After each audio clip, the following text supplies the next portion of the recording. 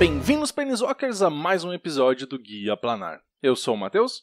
Eu sou o Felipe. E eu sou o Nelson. E esse é o Guia Planar número 30, onde a gente vai falar sobre cartas ruins, talvez? Provavelmente.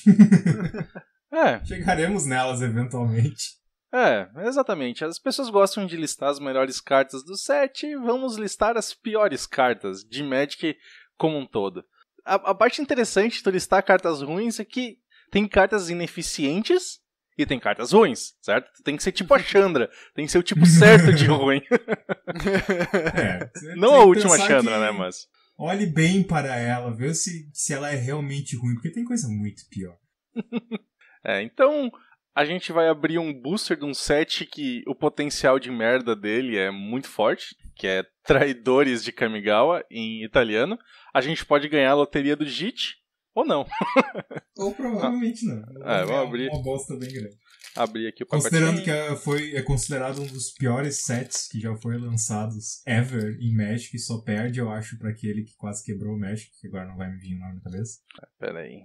Acho que é Onslaught? Não, Onslaught já é mais novo. Anyway, é o segundo pior set que já foi feito em Magic, é um dos sets mais detestados desde que eles começaram a fazer pesquisa de marketing com os jogadores. E, obviamente, é de lá que vem a maior quantidade de cartas ruins. E tá em italiano, obviamente, tá? Porque a única forma de conseguir booster antigo com preço pagável é em italiano. Então Quem tá. quer as cartinhas de italiano? Sacanagem.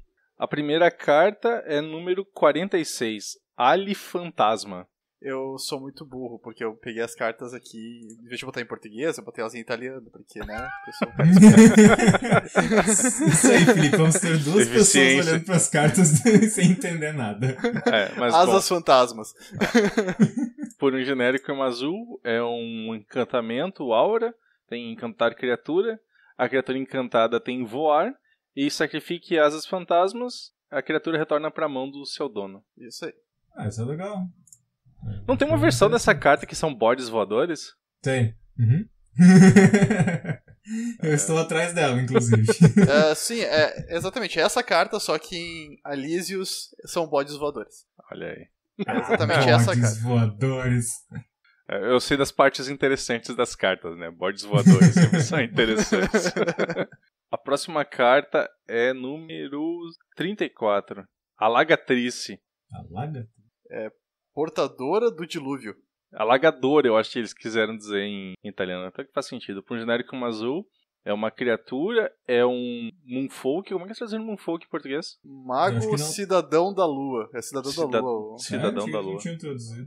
Então é um Mago Cidadão da Lua, é uma 1/2 com voar. Então uma 1/2 com voar por 2 é um Stormcrow.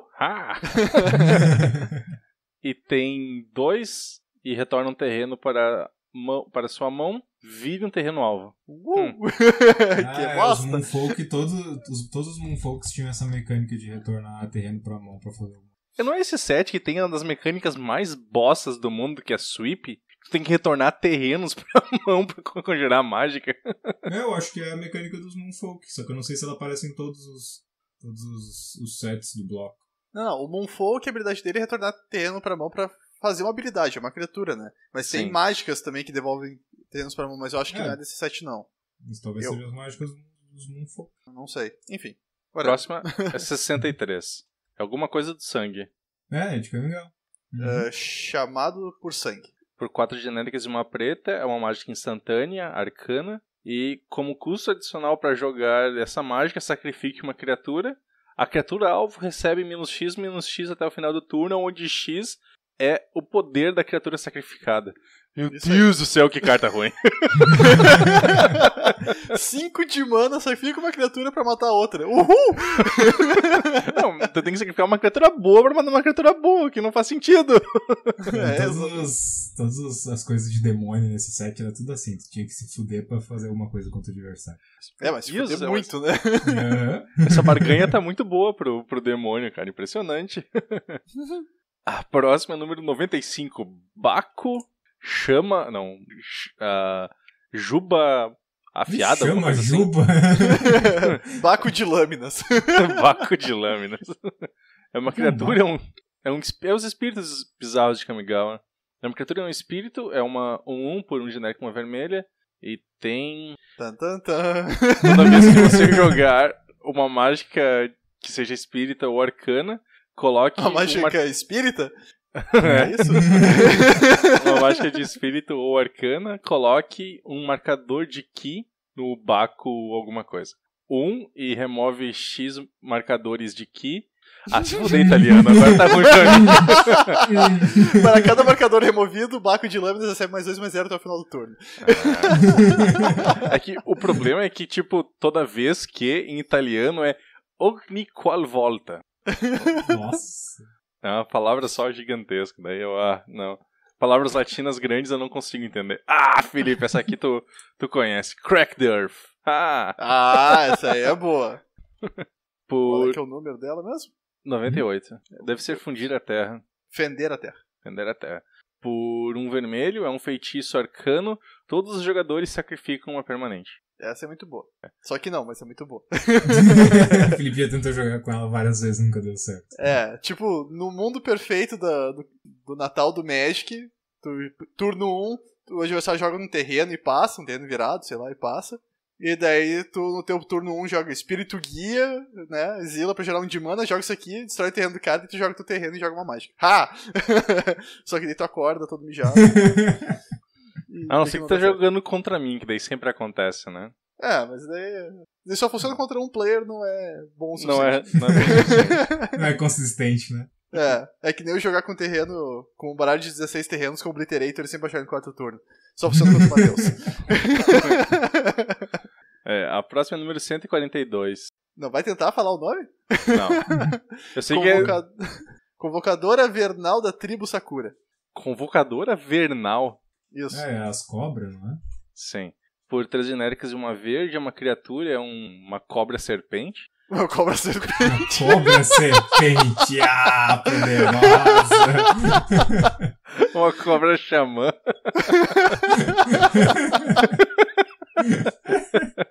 É uma 2/4. E no início da tua manutenção, adicione um verde à sua reserva de mana. Essa mana não provoca dano, não tem mana burn. Isso. Na época ainda tinha. E no final do teu turno, essa mana não se desvai da sua reserva de mana? Quase isso. Aqui alguns podcasts o Matheus já vai estar falando fluente italiano. Isso aí. Não, Magic em italiano, né? É um subset muito específico de italiano. A próxima é número 16. 16. Andarilho do Luar. É uma criatura, é um espírito, por 3 genéricas e uma branca, é uma 1/4. E tem sacrifique esse carinha. A criatura alvo que você controla ganha proteção de uma cor de tua escolha até o final do turno. Isso aí. E aí ela tem Muta Anima 3. Muta Anima?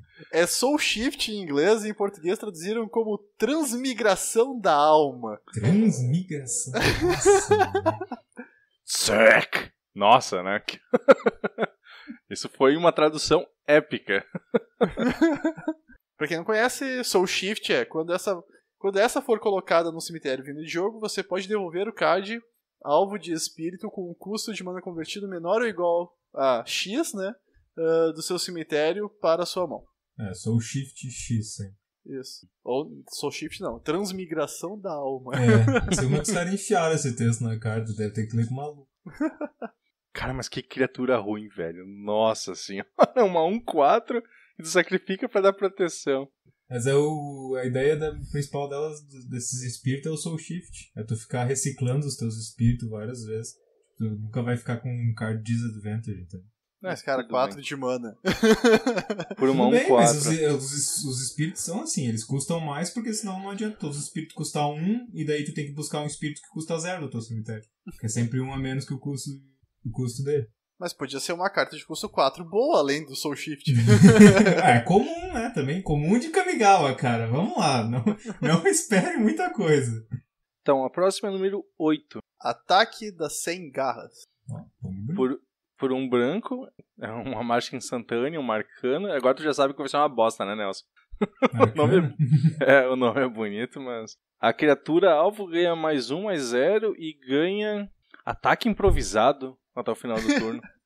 Iniciativa. Improvisa aí, meu filho. Faz qualquer coisa, não tem problema. Tá, mas peraí. Ataque dá 100 garras no negócio? Isso. Tá, e cadê as outras 99 garras? É porque ela tem unir em arcana. É, isso aí. Foda-se que tem unir em arcana. Cadê as outras 99 garras? É só tu ter mais 99 criaturas brancas, caras. Porque o custo pra unir arcano é virar uma criatura branca desvirada que você controla. Nossa, que horror. É isso aí. Barbada. A próxima é número 59. 59. Véu de sigilo. Por um genérico e uma azul. É uma mágica instantânea, outra arcana. E tem a criatura alvo não pode ser bloqueadas. E não pode ser alvo de magia ou habilidade nesse turno. Isso? Eu sei essa aí. É Cloak alguma coisa. Não, Veil of Secrecy. E ela também tem unir em arcano. Retorne uma criatura azul que você controla para sua mão. Ah, tá. É o que eu tava pensando que tem um equipamento que faz exatamente a mesma coisa. Eu acho que é do mesmo set. Só pra ser pedante é para a mão do seu dono, não pra sua mão. É, justo. Cartinha especial pro deck de ninja. Então, só pra quem não sabe como é que funciona essa questão do unir em arcano, quando tu conjura uma mágica arcana, se tu tem na tua mão outras mágicas que têm habilidade em unir em arcano, tu pode pagar o custo de unir em arcano das cartas que está na tua mão, revelar elas e adicionar o efeito dela na mágica original. Então é uma habilidade extremamente confusa, ela é interessante, mas ela nunca vai voltar. O problema dela é só que ela é Splice onto Arcane, né? Só pode... Tu tem que castar uma mágica arcana pra daí tu poder usar o Splice de outras mágicas que geralmente também são mágicas arcanas. Então, o que o Mário já falou é que a ideia é boa, mas teria que ser pelo menos um instante ou feitiço, e não só arcano. Arcano é um subset muito pequeno. E como mecânica também ela é estranha, porque, tá, tudo bem, tu joga o efeito da mágica sem perder a mágica que tá na tua mão, em contrapartida, tu vai lá, se tapa todo pra unir todas as arcanas sair na mão numa magia só, o adversário só dá um counter spell e, tipo, tira todos os efeitos. Então... Mas tu continua perdendo só uma carta, né? Mas mesmo assim tu não fez tudo aquilo que tu queria, né? Então, como mecânica é estranho, né? Mas ia acontecer a mesma coisa se tu desse só uma mágica. Mas daí os outros efeitos iam passar, né? Se tu tivesse jogado todas as mágicas. Mas aí o custo é sempre impagável, né? É engraçado que esse efeito, por um tempo, ele viu o jogo no deck Modern, né? Aquele Grishol Brand, porque Sim. Tem... Eu não lembro se as duas mágicas que ele usa tem, ou uma delas tem, mas... Aquela Vertic da vida é arcana. Isso, e daí ele usava aquilo mais o Gorius pra daí o cara dar counter e ele não perdeu o Gorius. Isso, daí no próximo turno ele ainda tinha o Gorius pra usar. Era interessante. A ideia é bem legal, mas o problema é só que eles limitaram muito a arcana. Tem poucas mágicas arcanas, muito pouco. O problema deve ter pouco, o problema é ter pouca boa. Também. A próxima é número 83. Baco alguma coisa. Baco de Crânios. Por 3 genéricas e 2 pretas, é uma criatura, um espírito. Toda vez que você joga uma mágica de espírito ou arcano, coloque um marcador de Ki nesse carinha, e vira e remove X marcadores dele, a criatura alvo ganha -X até o final do turno. O detalhe é que ele é uma 2/1 por 5, né? Exatamente, cara. Nossa, é tipo... Cara, não, velho. Não, 2/1 por 5 não. Terrível o negócio. Esse set aqui tá me deixando triste já, cara. 86. Esses bacos não foram bem traduzidos, porque todos eles são leões. E daí aquilo que ele diz, baco de alguma coisa, o de alguma coisa é do que é feita a crina dele. Não sei se é crina com leão também, ou é juba. Acho que é juba. Por isso que eu falei juba lá antes. O original é isso. Seria o baco da juba de crânios. O baco da juba de não sei o que. Não sei por que não traduziram isso. Não é tão grande assim. Bom, a próxima carta é Sangrador de Takenuma. É uma carta jogável, cara. Por 3 genéricos. Takenuma. Por 2 genéricos e uma preta, é uma criatura, é um ogro xamã, é uma 3/3. E toda vez que ele ataca ou bloqueia, perca 1 ponto de vida se você não controlar um demônio. Cara, comparado ao resto das cartas, velho.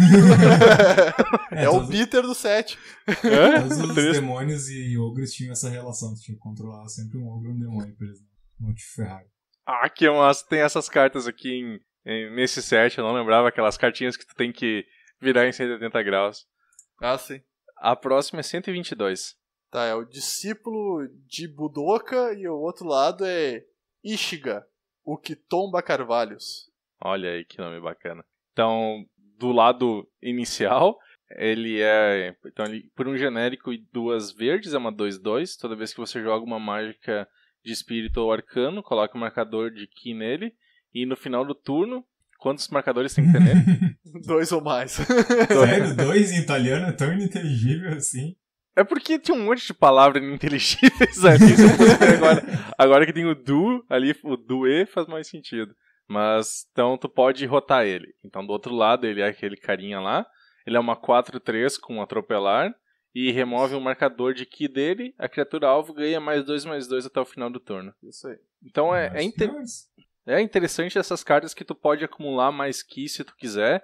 Antes de transformar ele. E do outro lado, tu pode remover o marcador de Ki para dar a habilidade. E por causa dessas... Você é obrigado a transformar, tu não pode escolher quando. E por causa dessas merda de carta aqui, que o termo Flipa Delver tá errado. É porque essas aqui são as flipas. Transforma, Delver. Já se viu uma coisa dessa. Legal, cara. Eu nunca tinha visto uma dessas cartas assim, de verdade. E tu realmente consegue notar a diferença na arte, certo? A arte deles ficou sensacional.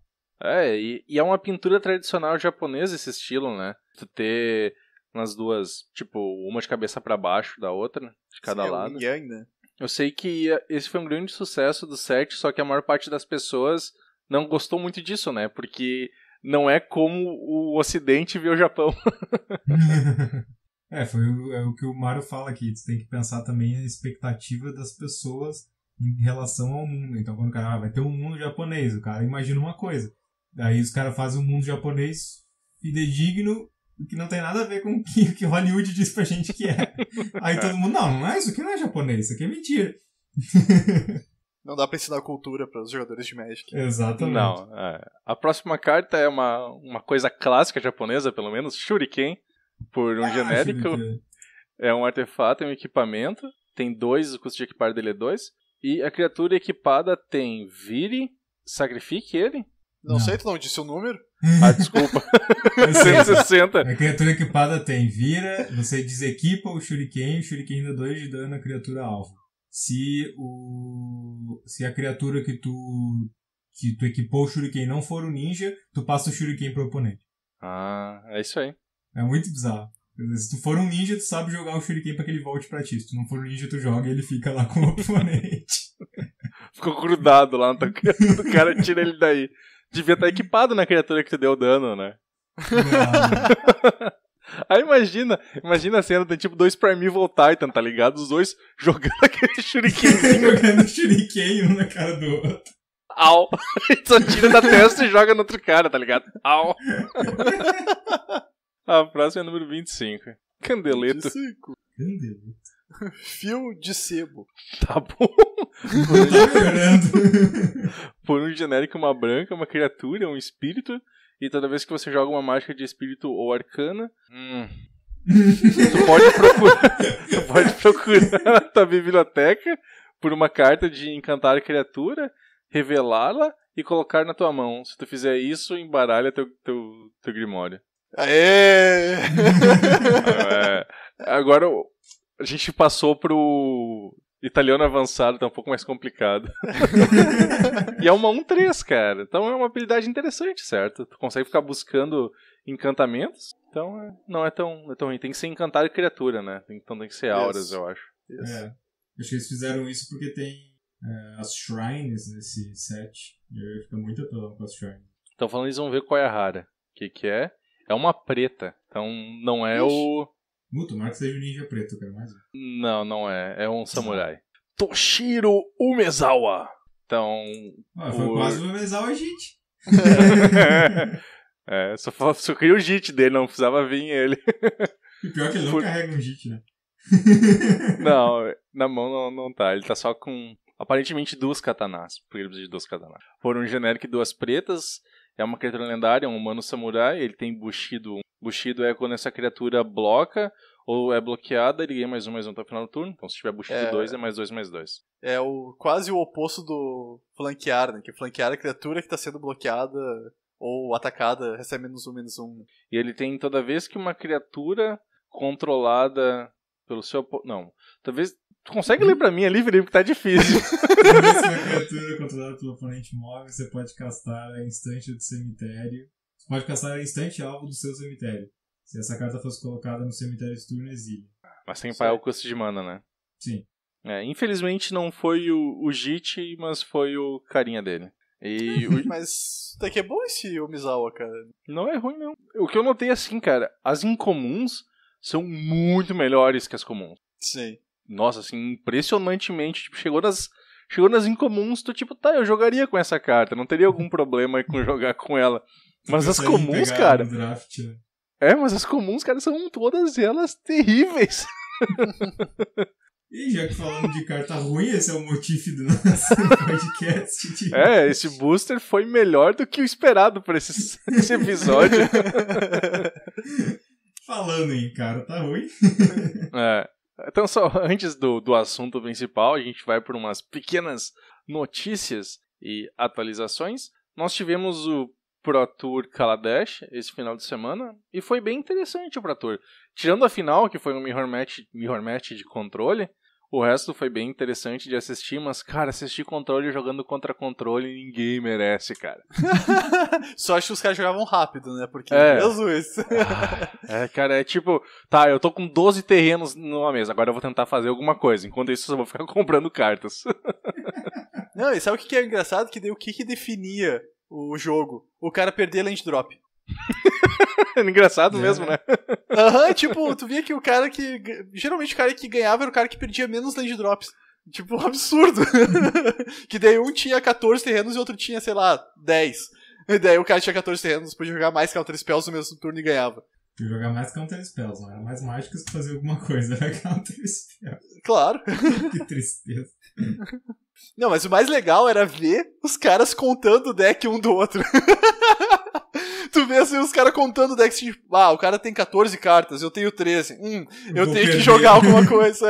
Eu tenho que jogar alguma coisa. Que os caras iam lá, usavam cantrip, usavam escambau pra comprar mais cartas, não sei o que. E olhavam assim, só tem mais 20 cartas no deck, vou parar de jogar a mágica. Qual era a condição de vitória dos decks? Gearhook. E o outro era Thing in the Ice. Vou chutar que tinha 1x Gearhook. Não, um deck tinha 3 e o outro tinha 2. Ah, tá. Então, que daí... o deck daquele Even Flock que não tinha condição de vitória. Não, o Grixis tinha Thing in the Ice e Gearhook, daí eram, se não me engano, 4 Thing in the Ice e 2 Gearhook. E o Jeskai do Jabba tinha 4 ou 3 Gearhook, agora não tenho certeza, e mais 2 Avacyn. Pelo menos tinha condição de vitória. E tinha as mainlands, né? O Jeskai usava 4 Fumarola e o Grixis usava 2. Eu fiquei feliz porque teve deck de veículo. De veículo mesmo. Exclusivamente de veículo. Veículo vai jogar? É fácil, né? Quando tem o cópterozinho, né? Tipo, deck de veículo. Qual veículo tu usa? O cóptero. Ficou no top 8. Era um deck de veículo, tava no nome.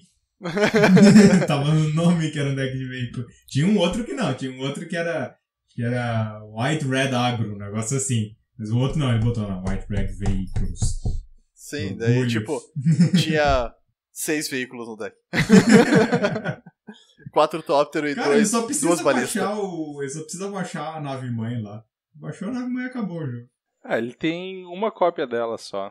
Ela não era tão grandes coisas assim. Ele buscar bastante com a Depala, né? A nave mãe, ela era foda mesmo nos draft, né? Quem tinha ela no draft ganhava, ponto. Draft era imbatível. Eu já vi até o pessoal reclamando que não tem como vencer ela no draft. Mas daí no construído ela já não é mais tão relevante assim. Mas o que eu ia dizer que eu achei muito interessante desse Pro Tour, que 8 decks diferentes foram no top 8. Isso. Certo? Isso é muito bacana. E são decks bem diferentes. Tu tem deck de agro, tu tinha deck mid-range, de controle, até um deck de combo. Isso eu achei muito legal. E uma coisa que eu achei legal também, que é aquela sensação que a gente teve quando começaram os spoilers e tal, de que o set era bom, né? Além de tudo, as cartas do set eram boas, que vários decks que jogaram ali no Pro Tour anterior, aqueles decks de Emerge, coisa assim, eles ficaram muito pra trás comparado com as cartas de Kaladesh, né? Tipo, os baralhos eram praticamente iguais ao que eram na época lá do Collected Company, né? Mas os que não usavam Collected Company, né? Os decks de Delirium, Emerge, eles quase não mudaram. E, nossa, eles tomaram uma coça muito grande pros decks com cartas baseadas em Kaladesh. É que essa energia de Kaladesh é muito forte, né? Tu tem que ter 3 mecânicas no set todo, então todo o set é baseado naquelas 3 mecânicas. Tu tem muita sinergia entre as cartas. É difícil vencer isso, tipo, com o Innistrad, que tinha, sei lá, 4, 5 mecânicas. E daí tu tinha que ter um subset de cartas pra cada mecânica e elas não se conversavam tanto entre si. O Kaladesh ficou muito mais forte pela gente ser enxugado aqui dentro das mecânicas. E foi o fim do verde no Standard, praticamente, né? Que antes era só verde, agora não teve quase nada de verde no top 8. Não é tão ruim assim o Kaladesh, eu acho que... Não, pro limitado, aparentemente, segundo quem entende do assunto, tá falando, é a melhor cor no limitado. O problema é construído, né? Teve algum baralho de energia? Teve. De energia, não tinha? Ele tinha um deck de um azul e vermelho, que era o azul vermelho Spells, que daí ele usava, agora esqueci o nome do artefato, mas é aquele que tu pode virar Tower. Isso, e daí tu vai, acho que remove 4 ou 5 energias a 3 de dano. Toda vez que tu casta uma mágica, tu ganha 3 de energia, tu remove, acho que é 6 ou 4, e daí dá 3 de dano em qualquer um. Tu ganha 2 e tem que remover 5. Isso. E também tinha o deck lá do Marvel, né? Que é o da Maravilha lá, que o pessoal tentava usar ela pra buscar o Enhaku e era isso. Sabia que ia ter deck de energia, cara? Era muito forte.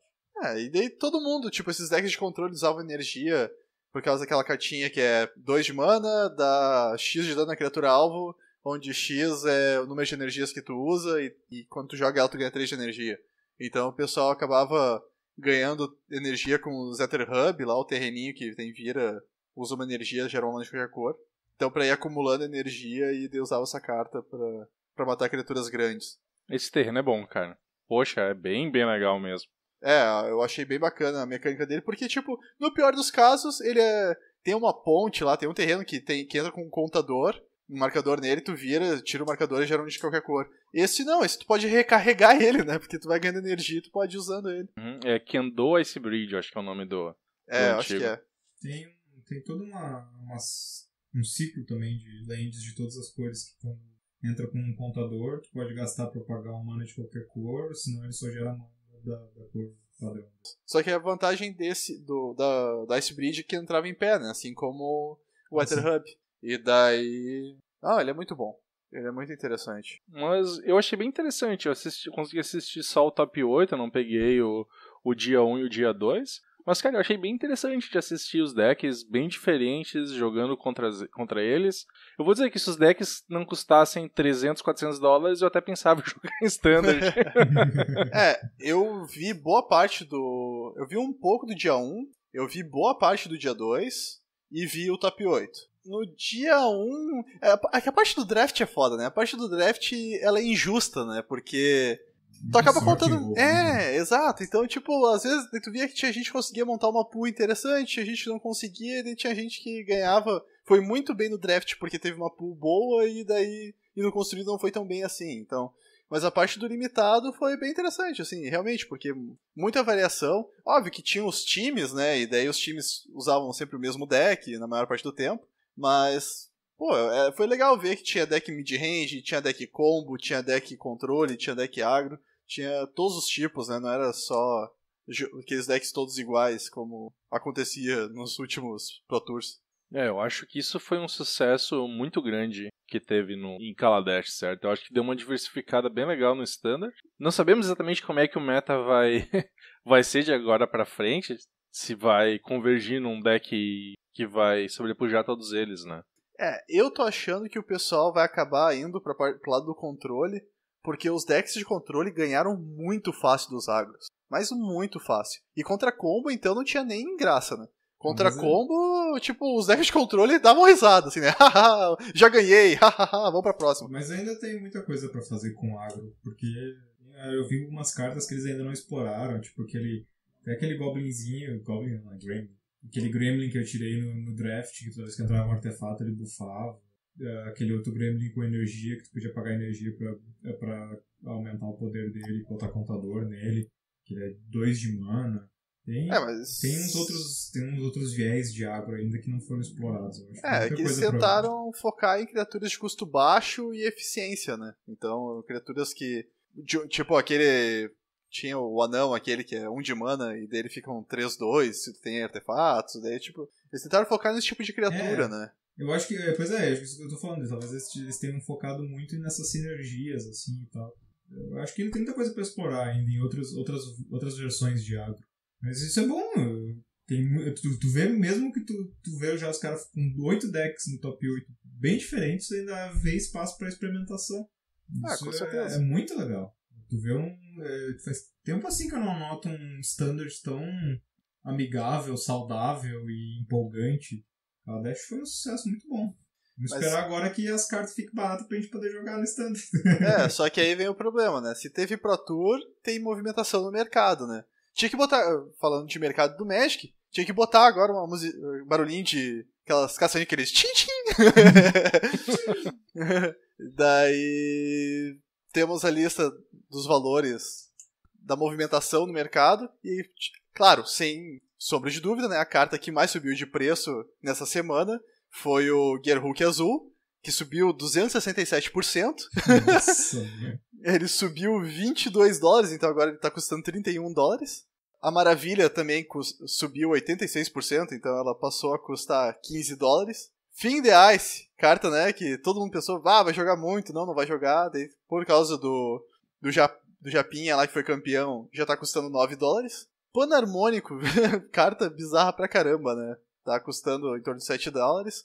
Efeito Saffron Olive, Metallurgic Summonings, tá custando $7,50, subiu essa semana 84%. Efeito Saffron Olive é engraçado, né?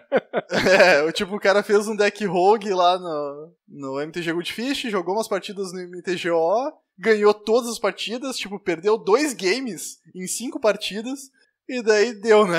A carta subiu de preço. Todo mundo vai comprar o deck agora. Mas o pior é que pareceu bem divertido de jogar aquele deck que ele criou, cara. Ele é muito imbecil, cara. Com o Panharmônico, é muito imbecil, mas parece ser muito divertido. É de 5 cores, cara. 5 cores em standard. Isso. E daí ele fica usando aquelas cartas que dá turno extra, que daí quando tu joga lá com... Como é que é? O Awaken, que daí transforma terreno em criatura, e daí tu já bota mais token por causa dos summonings. O bagulho é muito imbecil. O Lamog também deu uma subida de preço, porque ele foi bem jogado também. Subiu 26%, agora tá quase $16. E basicamente isso. As cartas que mais baixaram de preço não baixaram tanto assim. A Chandra baixou $4, ela tá agora em torno de $28. A Nissa baixou quase $2, tá na faixa de $15. Liliana, cara, The Last Hope, tá custando $42, cara. A única carta que presta do set. Né, eu fiquei bem surpreso quando eu vi isso. Caralho, a Liliana tá $42 fucking dólares. É foda, cara. E deu uma coisa que eu achei interessante, foram as cartas mais usadas no Pro Tour. Daí o Copterinho, né, 310 cópias em todos os decks. 50% dos decks tinham ele. Nossa. Daí o Harnessed Lightning, que é aquele magiquinha que dá X de dano lá, 238 cópias, 44% dos decks tinham. Galvanic Bombardment, 208 cópias, 35% dos decks.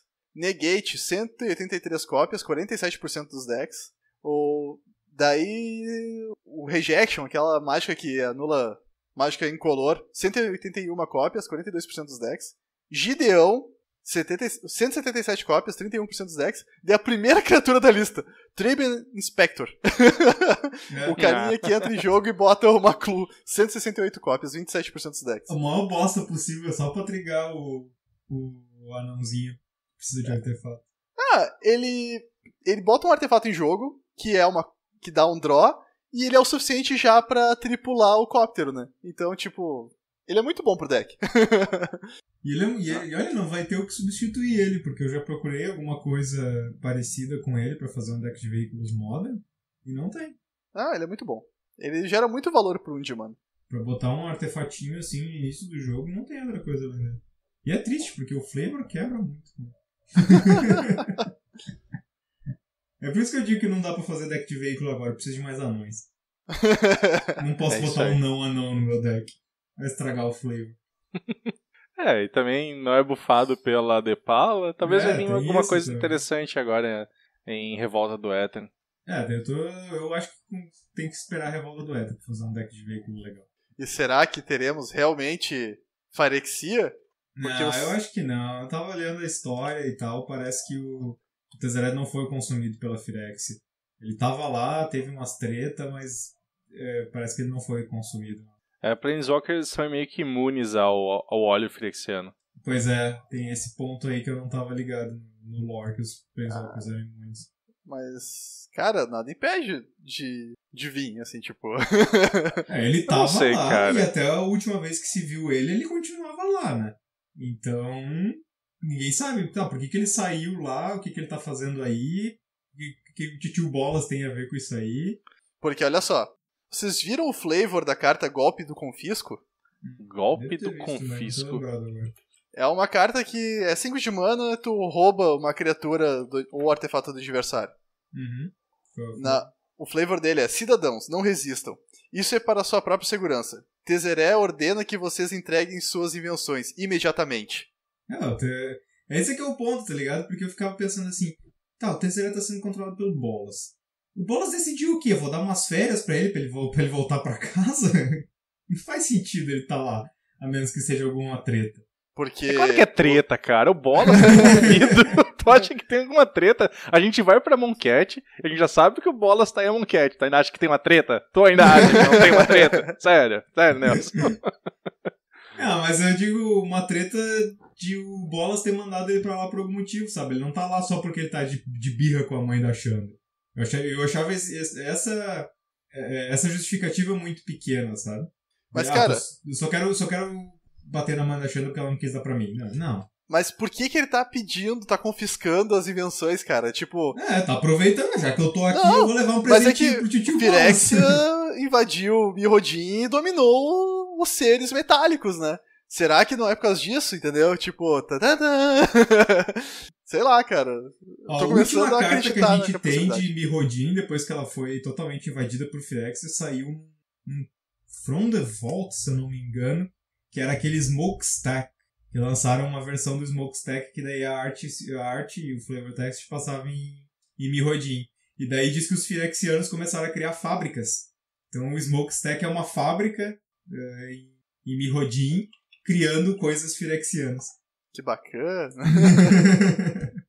E se jogar com o Smokestack, tu prova que tu é um monstro. Vem por aí. Tá louco, né, cara? Começa a sacrificar, vai sacrificando permanente, mais permanentes, ainda mais permanentes. Você quer jogar Magic? Então vamos para a parte mais interessante. Vamos falar de carta ruim. Falar de carta boa não tem graça. Primeira coisa que a gente gostaria de dizer é: nem todas as cartas que parecem ruins à primeira vista são exatamente ruins do jeito que você está pensando. Por quê? Para tu dizer que uma carta ruim, você tem que considerar vários aspectos que não são tão óbvios à primeira vista. Então a gente enumerou alguns aqui, que daí tu vai poder olhar para uma carta e pensar ela de repente por outro ângulo, para dizer que se realmente a carta é boa ou não. Então vamos começar com o mais óbvio de todos, mas só para deixar a gente dizer que a gente falou de todos eles, que é a raridade das cartas. Então, óbvio, cartas raras vão ter maior poder do que cartas comuns ou incomuns. Estou tentando pegar todos os exemplos possíveis de Kaladesh, porque eu acho que deve ser o que está mais fresco na memória das pessoas. Então, em Kaladesh, por exemplo, nós temos a Reunião Catártica. Catártica? Acho que é isso que é o português. Uhum. Por um vermelho e um incolor. Um feitiço que diz como um custo adicional para castar a Reunião Catártica, descarte 2 cartas e compre 3 cartas. Ela é uma comum. Então, é um feitiço comum que compra uma carta, basicamente. Né? E descarta uma vermelha 2. e uma genérica. Uma vermelha e uma genérica, não uma vermelha e uma incolor. Ah, tá. Faz diferença, vai? E no outro espectro, nas raras, nós temos o Fateful Showdown, que em português fica... Confronto fatídico. Confronto fatídico. É uma instantânea por 2 vermelhas e 2 genéricas. O confronto fatídico dá dano à criatura ou player alvo igual ao número de cartas na sua mão, descarte todas as cartas da sua mão e compre a mesma quantidade de cartas. Então também é um efeito de compra de carta, mas um efeito potencialmente bem maior, instantâneo, em vez de feitiço, e com o bônus de dar dano em qualquer alvo. Geralmente daí em níveis mais baixos de raridade tu vai ter a só pode dar dano em jogador, a só pode dar dano em criatura. Então, só pra deixar óbvio, mas raridade é um fator que tu tem que levar em consideração pra ver se a carta é boa ou não. Sabe o que é engraçado? Eu acho a reunião catártica melhor do que que o confronto fatídico. A maioria dos casos tu pode achar isso porque os decks que normalmente vão jogar é assim, né? Se tu considerar só o puro capacidade de comprar maior quantidade de cartas, o Fateful Showdown vai ter bem mais chance de comprar mais cartas. Também tem aquela questão do jogador, certo? A gente já falou sobre os tipos de jogador e as psíquicas diferentes de jogador. Então, então pode ser que a carta não foi feita exatamente pra ti, certo? Tu tem Smuggler's Copter, pode ser uma carta... É uma carta extremamente eficiente e forte, só que tu pode achar uma carta... sabe? Uma carta sem sal. Enquanto que para um Spike ela é uma carta fantástica porque ela é tudo que o Spike precisa, né? Em contrapartida, se tu pegar alguma coisa como o Madcap Experiment, é muito melhor para um Johnny que vai pensar como é que eu vou poder quebrar essa carta, como é que eu posso fazer um combo com ela, enquanto que as pessoas, não vou jogar uma carta que precisa de outra pra ser boa, né? Ou que potencialmente vai me matar. E aí tu também tem só as criaturas grandes como o Verdurous Gearhulk. Porque são só grandes e eficientes, né? Então, os tipos de jogadores influenciam se tu vai achar a carta boa ou não. Além disso também, o formato influencia demais no quão boa uma carta é ou não, porque uma carta pode ser excepcional no construído, mas ela pode não ser tão boa assim no limitado e vice-versa. Então, cartas como Snartopter, 4 mana, um artefato, Tóptero, 3/2, voar, haste. Ninguém vai usar isso no construído, mas no limitado ou no draft ele é bem interessante. E daí outro exemplo que a gente ia citar era o Metallurgic Summoning, só que daí o Saffron Arley acabou com tudo. Daí ela tá boa independente de formato. Pois eu tinha colocado como exemplo de potencialmente boa pra Commander, mas né... Parece que dá pra jogar com essa merda no Standard. E quem sabe em outras coisas. Outra característica das cartas que geralmente as pessoas não levam em conta é qual set que aquela carta foi lançada. Por quê? Os sets diferentes têm características diferentes, têm mecânicas diferentes, têm temáticas diferentes, e isso faz com que o poder das cartas varie muito, mesmo efeitos bem padrões de Magic, né? Tipo, sei lá, destrua uma criatura, compre e ganhe vida, compre uma carta. São efeitos padrões que todos os sets vão ter, mas eles vão flutuar em poder dependendo do que o set precisa ou do qual é a temática do set. Eu consegui pegar um exemplo bem legal disso. Por exemplo, em Kaladesh tu tem um mundo cheio de artefatos. Então tu precisa que a destruição de artefatos em Kaladesh seja eficiente, porque senão o formato seria muito desbalanceado para jogar com artefatos. Então tu tem, por exemplo, o apetite pelo não natural, deve ter sido em português, por 1 verde, 2 genéricos, uma instantânea, destrua o artefato ou encantamento alvo e ganha 2 de vida. E daí lá em Innistrad, no último agora, Shadows of Innistrad, qual é o segundo set? Lua-Arcana, né? Lua-Arcana, isso. Então lá em Lua-Arcana, que não foi há tanto tempo atrás, tu tinha basicamente o mesmo efeito, só que ele custava 4 de mana. Era 1 verde, 3 genéricos, uma instantânea, destrói o artefato ou encantamento alvo e tu ganha 4 de vida. Então 2 de vida a mais, só que também por 1 de mana a mais. Por quê? Por que tem essa diferença? Porque tu precisava que as remoções de artefato em Kaladesh fossem mais eficientes. E em Innistrad, não. No Innistrad tu tinha basicamente as clues como artefato. Não precisava de uma remoção tão eficiente. Então tem que levar sempre isso em consideração. Qual é o set e qual é o papel que aquela carta está fazendo no set. E tem também que levar bastante em consideração, né, quando a carta foi impressa, certo? Que antigamente as mágicas tendiam a ser melhor, mas as criaturas eram bem ruins. Agora isso ficou um pouco mais equilibrado, certo? Agora as criaturas estão melhores do que as mágicas em geral. Mas antes da New World Order, né, que o Mario fala, era uma putaria desenfreada, né? Não tinha nenhum padrão para as cartas mesmo, certo? As cartas eram basicamente aleatórias. O cara criava a carta, eu quero fazer uma carta assim. Se é boa, se é ruim, não importa. tu tem coisas excelentes, né? Com o Assassino da Realeza, que por um genérico 2 pretas é uma 1/1 e tem vira e destrói a criatura virada alvo, né? Que é sensacional essa carta. Em contrapartida, tu também tem cartas como a Adaga Ácida. Por 4 genéricos, esse aqui é tipo um proto-equipamento, presta atenção como é que funciona. 4 genéricos. 4 genéricos e vira, destrói qualquer criatura que não seja uma barreira que recebeu dano da criatura alvo nesse turno. Se a criatura alvo sair de jogo, sacrifique a Adaga Ácida. Aí, tipo, nossa, né? Tudo bem, a gente pode conseguir planejar as coisas, certo? Aí eu vou virar aqui, o cara tá bloqueando, minha criatura não vai morrer, então eu vou, tipo, dar um Death Touch pra ela pra matar a criatura do cara. Só que essa carta tem mais uma cláusula. E normalmente essas cartas ruins pra caralho, elas têm uma cláusula que fode tudo sempre. E essa aqui, escolha essa habilidade antes que defensores são escolhidos. Tipo, porra, tu já era ruim, certo? Já era mega ineficiente, mas aí tu conseguiu deixar a carta completamente estúpida. Cara, é tipo assim, é aquele legítimo caso, hoje sim, hoje sim, hoje sim, hoje não. A carta é legal como o Matheus falou, pela questão histórica de ter sido uma das primeiras tentativas de fazer um equipamento, né? Se a criatura que tá usando a adaga sair de jogo, a adaga vai com ela. Mas é muito ruim. Pra ganhar sempre 8 de mana, talvez, de repente, quem sabe, pode ser que mate alguém. Não, mas é tipo, é aquela cláusula, cara, tem sempre uma coisinha pequena na carta que contribui pra tudo, tá ligado? Tipo, vamos potencializar a merda. É um potenciômetro de merda as cartas, tá ligado? A cláusula potenciômetra de merda, sei lá.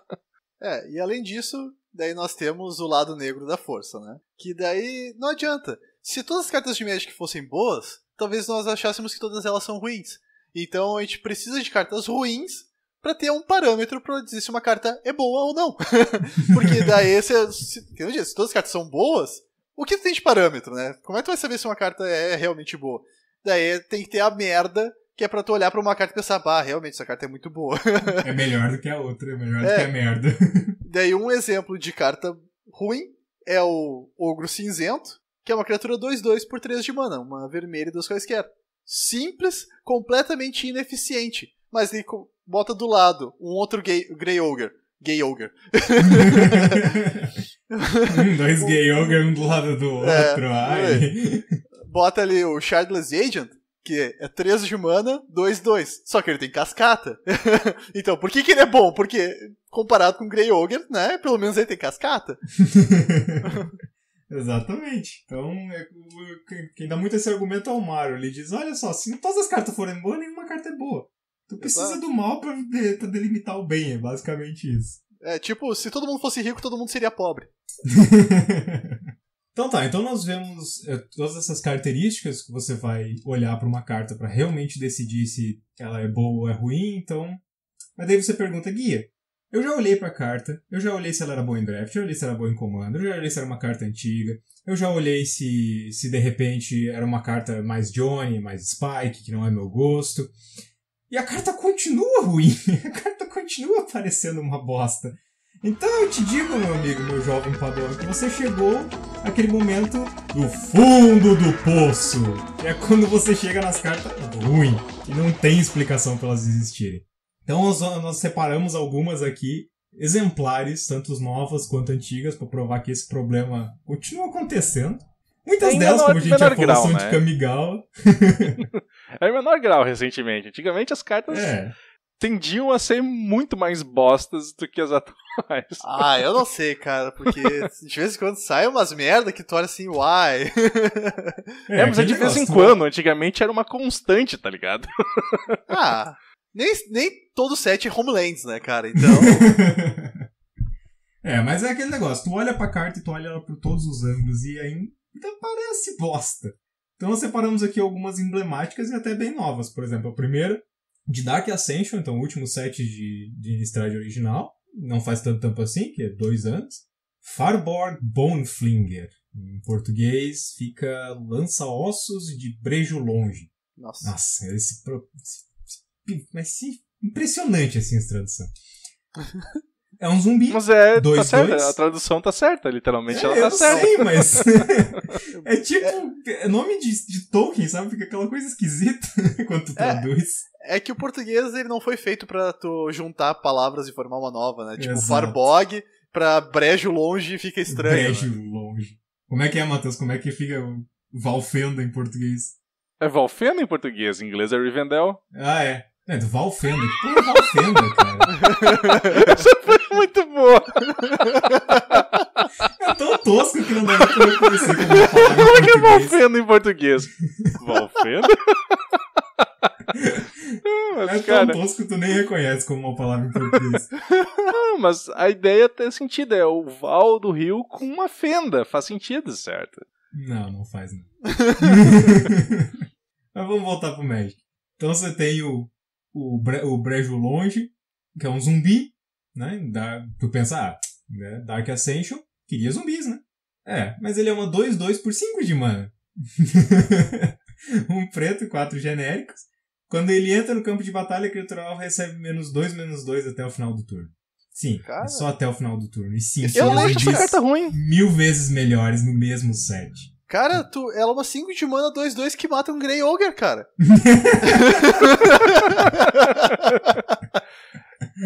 Tem efeitos bem melhores, né? Tem Necratal, por exemplo, e coisas do tipo, ou... Como é que aquele carinha com Evoke lá? O importante é mostrar que ainda estão acontecendo essas bizarrices, mesmo em cartas mais modernas. Claro, a maior parte delas são cartas mais antigas. A gente gosta de ver que o Magic vai evoluindo para longe do fundo do poço. Mas é só pra mostrar que às vezes algumas coisas escapam. Porque nesse mesmo set tu tinha um outro zumbi que era 4 de mana, entrava em jogo e dava -3 contadores, -1/-1 pra criatura. E acho que ele era 3/3, se eu não me engano.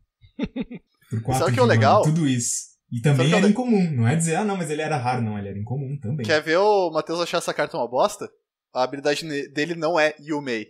Sim, eu sei. Não, eu tava ligado que se ele entrar sozinho, ele tem que se matar. Isso. Não, eu tava ligado. Eu não gosto de ficar sozinho. Eu vou me suicidar nessa porra. Não, ou então, tipo, sei lá, tu baixa ele, tu tem outra criatura, tem que matar outra criatura, ou ele, tipo...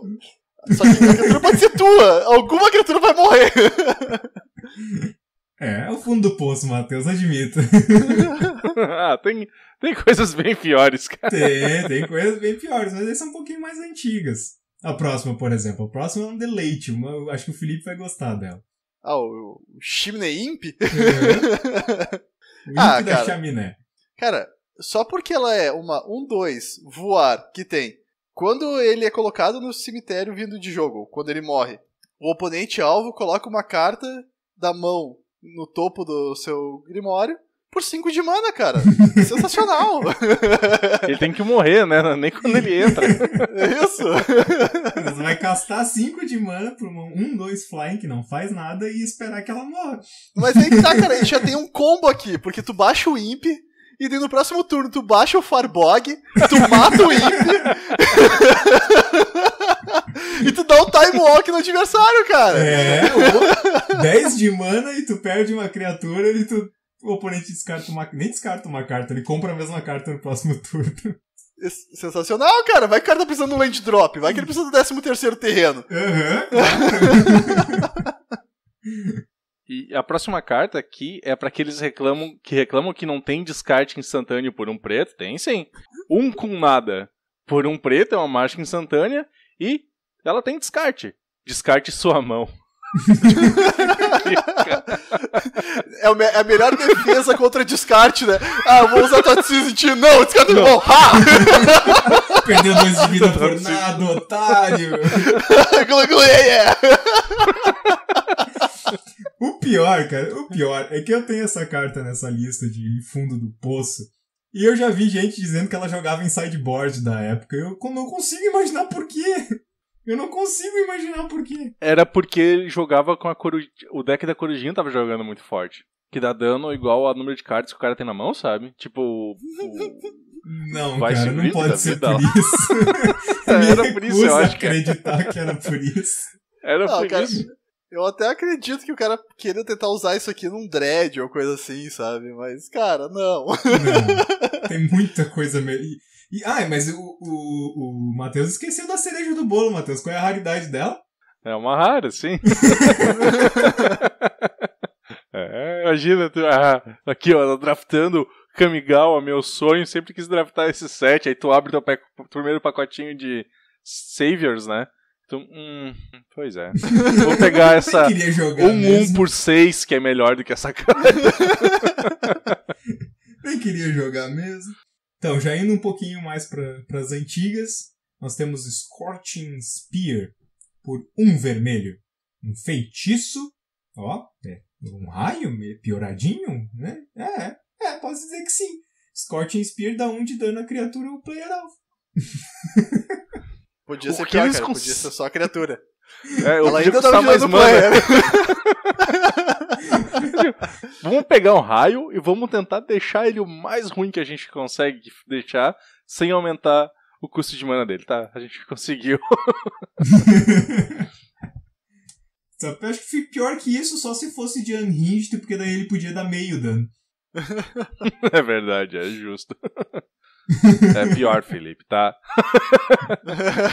Tem como ficar pior. E vamos voltar pra Kamigawa, Felipe? Vamos voltar pra Kamigawa. Né? Se a carta é ruim, ela é de Kamigawa. É um equipamento, o Hankyu, ou Hankyu, sei lá como se pronuncia essa merda. É um arco. É um equipamento por uma qualquer e ele tem. A criatura equipada tem vira, coloque um marcador de mira no Hankyu.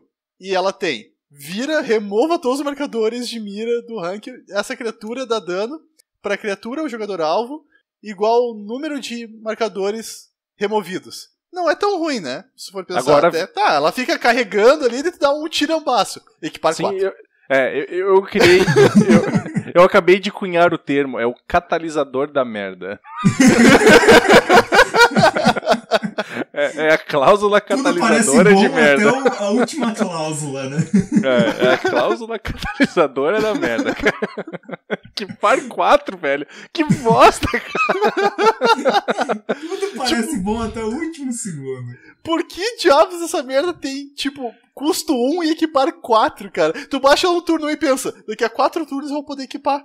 É que eu acho que esse foi o set seguinte a JIT. E daí eles olharam, JIT deu merda, né? Não pode ter outro igual, né? Não, bota tudo aí pra 4 esse equipar dessa. Na verdade não, porque esse é o set principal. O JIT era expansão. Ih, então nem desculpa tem. Não, o JIT eu acho que foi feito pra tentar corrigir essas merda. Agora, Matheus, se delicie com a próxima. Cara, essa próxima carta me ofende, cara. Ela... eu não sei porque eu olho pra essa carta assim, ela me irrita tanto, cara. Me deixa tão ofendido que é o Tu lembra 3 de mana, 2/2 atropelar, né? Cara. Não, essa aqui consegue ser pior, velho. Porque eu não consigo entender o que passava pela cabeça do ser que colocou essas palavras numa carta. Por 5 genéricas e uma verde, é uma criatura, azul. É um espírito. Azul. Isso, 5 genéricas e um azul. É um espírito. Que não é uma 0/6. Ela não tem voar. E tu, meu Deus do céu, que monstruosidade bacana uma carta 0/6 por 6 de mana deve fazer. E ela não pode atacar, né? Ela, na real, na teoria ela pode atacar, porque ela não tem defensor. Mas uma 0/6 tu vai usar uma 0/6 pra bloquear. Só que ela tem o seguinte, quando ela bloqueia, retorna ela pra tua mão. Cara, por quê? Por que tu vai retornar ela pra mão, cara? Todo turno tu vai poder bloquear com uma 0/6, é genial. O problema é que se a porra do outro cara tiver trample, ela vai dar dano em ti de qualquer forma, porque que ela nem causa o dano, né? Tu só declara com bloqueador trample, e pronto. Tem trample. Essa carta me ofende, cara. Estou ofendido. Não se preocupa, vai ficar pior. Não, velho. Pra mim, essa carta aqui é a pior de todas. Eu não sei porquê. Eu olho pra essa carta eu fico com raiva, cara. Vai pra próxima esquina. Não, cara. Pior que ela é Cephalid Snitch. Que é uma criatura cefálida mago.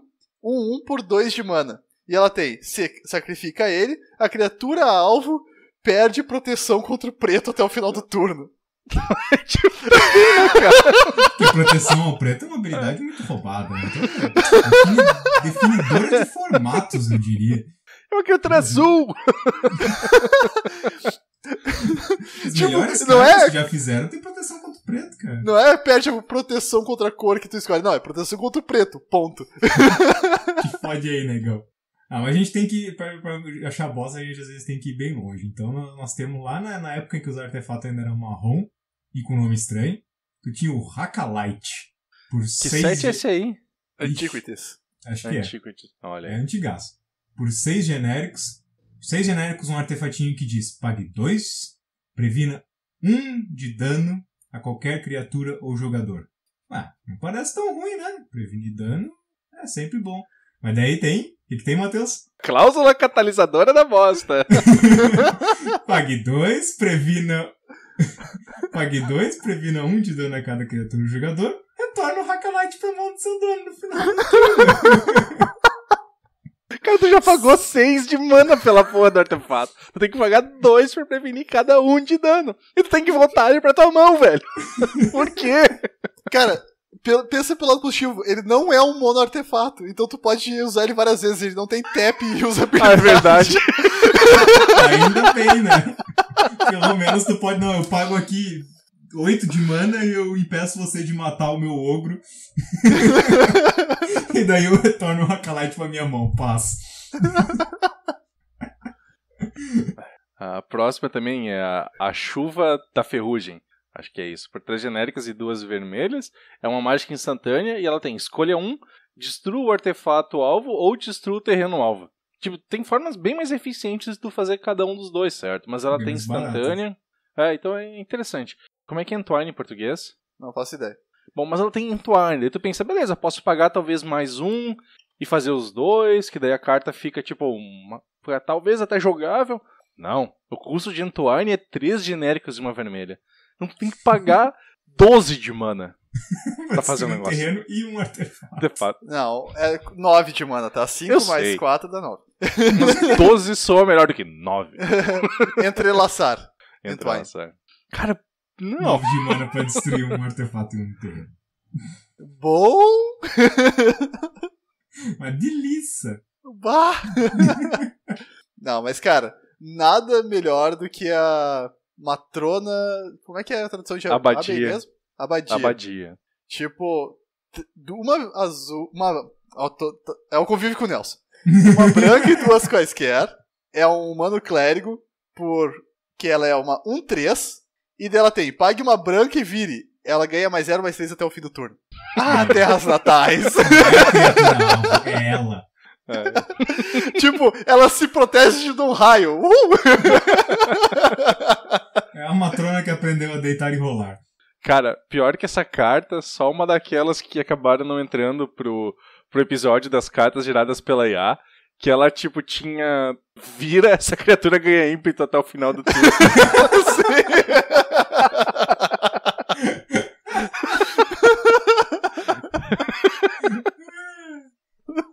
Mas então, vocês lembram do Cephalid Snitch, que tirava proteção contra o preto? Aqui, ó. Nós temos também uma outra coisa que o preto... Pra mostrar que o preto era foda. Você tem a presença maligna por um preto. Um encantamento para encantar o terreno-alvo. O terreno-alvo se torna um pântano. Deve ser para que todos os meus travessias de pântano passarem agora, né? Todas aquelas 5 cartas com travessia em pântano de Magic. Cara, sabe o que é o pior? É que tem uma carta que faz exatamente isso com ilhas, que joga no Merfolk. E que não é a que tu compra uma carta, que é uma azul e faz isso.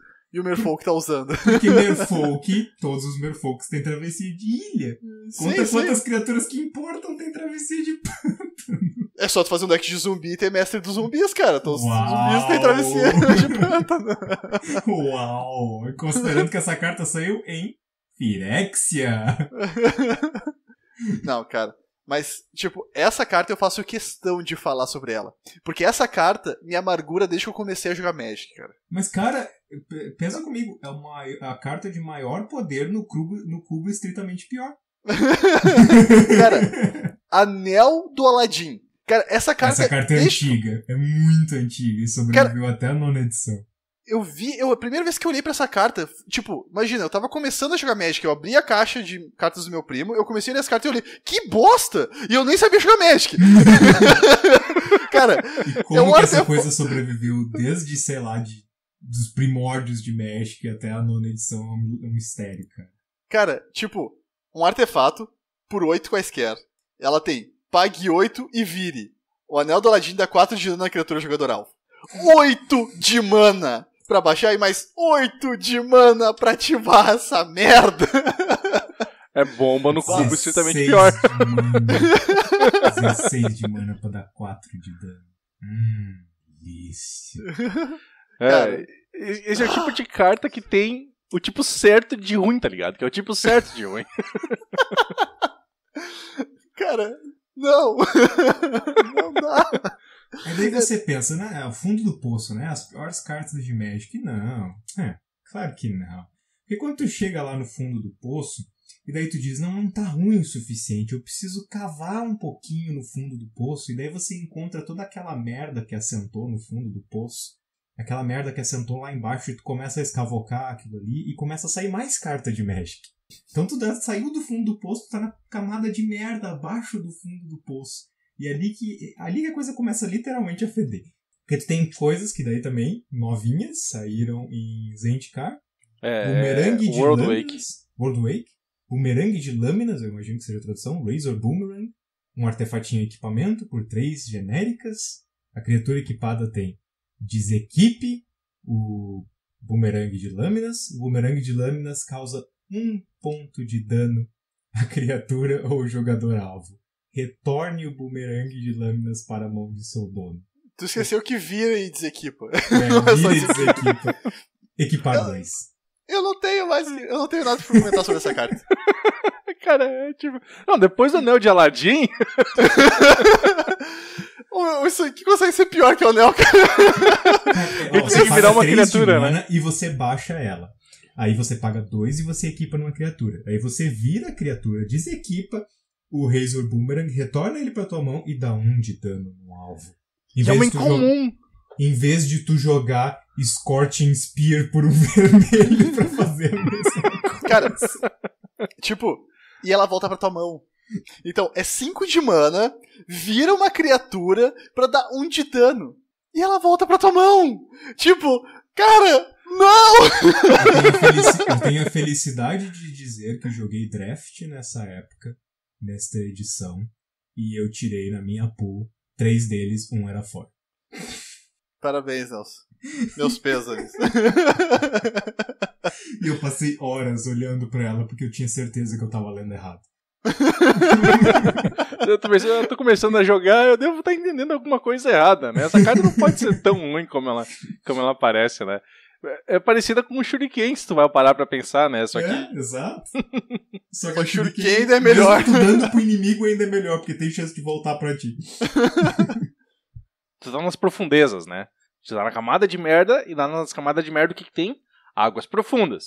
Por 2 azuis, é o encantamento, e tem... Tu pode pagar 1 azul, e ela tem uma habilidade estranha, que a carta é de The Dark. Então, vou tentar ler como é que tá na carta. Todos os terrenos que produzem mana que você controla provém azul ao invés da mana normal deles até o final do turno. Então tu paga 3 azuis, basicamente, pra transformar todos os teus terrenos em ilha até o final do turno. Mas não são ilhas, só dão mana azul. Isso. Por quê? Por quê? Because fuck you, that's why. Outro equipamento pra ti. Não é um equipamento dessa vez, mas é de Kamigawa. Lá vamos nós, né? Kamigawa, já é conhecido já. O Bo dos 9 Anéis, sei lá como ficou a tradução disso. Deve ser alguma coisa assim. É um artefato, por 3 quaisquer. Ele tem vire, o Bo dá 1 de dano no espírito alvo. Se aquela criatura fosse morrer, remove ela do jogo. E é isso. Bom, né? 3 de mana pra dar 1 de dano no espírito alvo. Num espírito, né? Tipo, não é, dá 1 de dano à criatura alvo e se ela for um espírito, se ela fosse morrer, exila. Não. É 1 de dano no espírito alvo. Ela não dá dano em mais nada, só em espíritos. Não, cara. Era uma incomum. E daí você pega aquela coisa no seu draft e você olha assim, Quantos espíritos tem nessa edição? Uns 5. Não, quantos espíritos morrem pra 1 de dano? Uns 2. Eu tenho uma remoção para 2 cartas do 7. Em defesa deles, tinha bastantes espíritos em Kamigawa, né? Nenhum que morria pra um pinguim. A próxima carta é a carta do Matheus, né, cara? Uma criatura grande, ele tem que... A carta time. A carta bosta time. Leviatã. Imagina, né? O Leviatã é um monstro. E é um monstro mesmo, é uma 10-10. É muito bom. É tipo parece que é uma cobra de nuvens engolindo Castelo. um farol, assim, sabe? Então o negócio é fodástico, né? Então uma 10-10 por 5 genéricos e 4 azuis. Com atropelar! Yeah! Chegamos lá, gurizada. Tem atropelar e é uma 10-10. Tá tudo feito, né? Tá beleza. Tá tudo feito. O problema dessa carta é que ela não tem uma cláusula que é catalisadora de merda. Ela tem 3 cláusulas catalisadoras. Nós chegamos num nível acima, que não é só uma catalisadora agora. Não, nós temos 3. Primeiro é o seguinte, ele entra em jogo virado, ok, tudo bem, eu não vou poder bloquear no primeiro turno, mas ele não desvira durante a etapa de desvirar. Ele deve ter uma cláusula para poder desvirar ele, né? No início do seu upkeep, você pode sacrificar 2 ilhas. Se você fizer, desvire ele. Tá, tudo bem, né? Eu tenho 9 de mana, talvez eu não precise dessas ilhas todas, né? Só precisa atacar com ele 2 turnos, né? Dá pra sacrificar ele. Ele não pode atacar a menos que você sacrifique 2 ilhas. Por quê, cara? Por quê? digamos que tu queira deixar ele pra bloquear, certo? Digamos que eu quero criar uma 10-10 pra bloquear, beleza. Por que ele tem Trample, então? Por quê? Nada faz sentido nessa carta, velho. Nada faz sentido nessa carta. A próxima, eu não sei se é de Kamigawa, mas tem cara de ser. Não, é de Caos Planar, eu acho. Caos Planar. Time Spiral. Time Spiral. Bom, mas ela é uma carta bem Spike, né? Uma carta que tu vê assim, não, isso aqui vai ser alguma coisa que vai quebrar algum formato, algum negócio assim. Porque é uma instantânea de 1 azul, né? Obviamente instantâneas de 1 azul quebram formatos, é uma rara. E ela diz que o spell ou permanente alvo se torna incolor. Ponto. Sendo que não tem quase nada que influencia com incolor. Agora que tem mais coisas, mas pra apagar 1 de mana e uma carta pra deixar uma coisa incolor, não. Não. Mas pensa, cara, ela é muito boa. Tu vai dar o combo do desintegrar e canal no primeiro turno, e daí o cara tem um círculo de proteção contra o vermelho, tu usa isso aqui pra deixar o teu desintegrar incolor, cara. Mas exatamente. No primeiro turno ele vai ter um ciclo de proteção em jogo. Isso. Ele roubou, então, assim. É que ele usou aquela carta roubar, que tu pode jogar essa carta aqui pra impedir o roubo dele. É que ele usou aquela carta que tem de Unhinged, tem que sneakar ela no jogo, tem que botar ela em jogo sem o oponente ver. Cara, a próxima carta, assim, ó. Vamos lá. Lesma Gigante. Prevejo algo de bom. Uma preta e uma qualquer para uma 1/1. Uma lesma. Do tipo lesma, ok?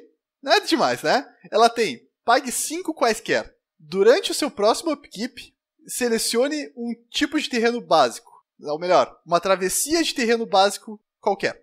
Ela ganha a travessia daquele terreno. Até o final do turno. Até o final do turno. E quer dizer que você paga 5 de mana nesse turno e só pode usar no próximo? Isso, exatamente. Paga 5 de mana por uma 2 mana 1/1 pra ela ganhar a travessia de um terreno da tua escolha no próximo turno. E ela é uma 1/1. Por que eu vou dar travessia pra uma 1/1? Eu tenho que pagar 5 de mana pra dar travessia pra uma 1/1. Isso é de Legends, né? Eu acho que vocês estão ignorando a pergunta pertinente. Por que uma lesma tem travessia de qualquer coisa? Porque ela desliza, sei lá. Ela já tentou segurar uma lesma, elas são escorregadias, cara. Mas, cara, deixa tu vai lá. Eu me tapo aqui, tá. Daí usa a mágica aquela que é um vermelho, dá um te dano. Mata tua lesma. Viu, criança? Vocês estão aprendendo. O fundo do poço é mais poderoso que a camada de merda. E a próxima, que é a primeira vista, parece boa, mas só na primeira vista. Que é a Jaula de Raízes, talvez em português, Root Cage. Por uma verde e uma genérica, um encantamento, que diz, mercenários não desviram na etapa de desvirar o seu controlador. Aí tu pensa, mas pode ser bom, né? Se tu considerar que mercenário só tinha num set e numa cor, basicamente, que era só preto. Só tem 5 mercenários que não são pretos. Nenhum deles é jogável.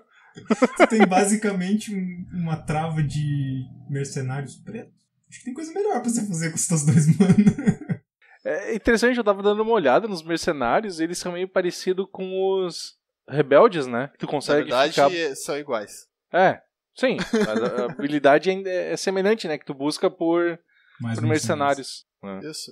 É que eles eram um contraponto, né? Tu tinha o rebelde no branco e o mercenário no preto, né? E a mecânica era exatamente igual. Então, se você quiser um dia acabar com o deck de mercenários do seu amigo, você diz sinto muito pra ele estar jogando um deck tão bosta.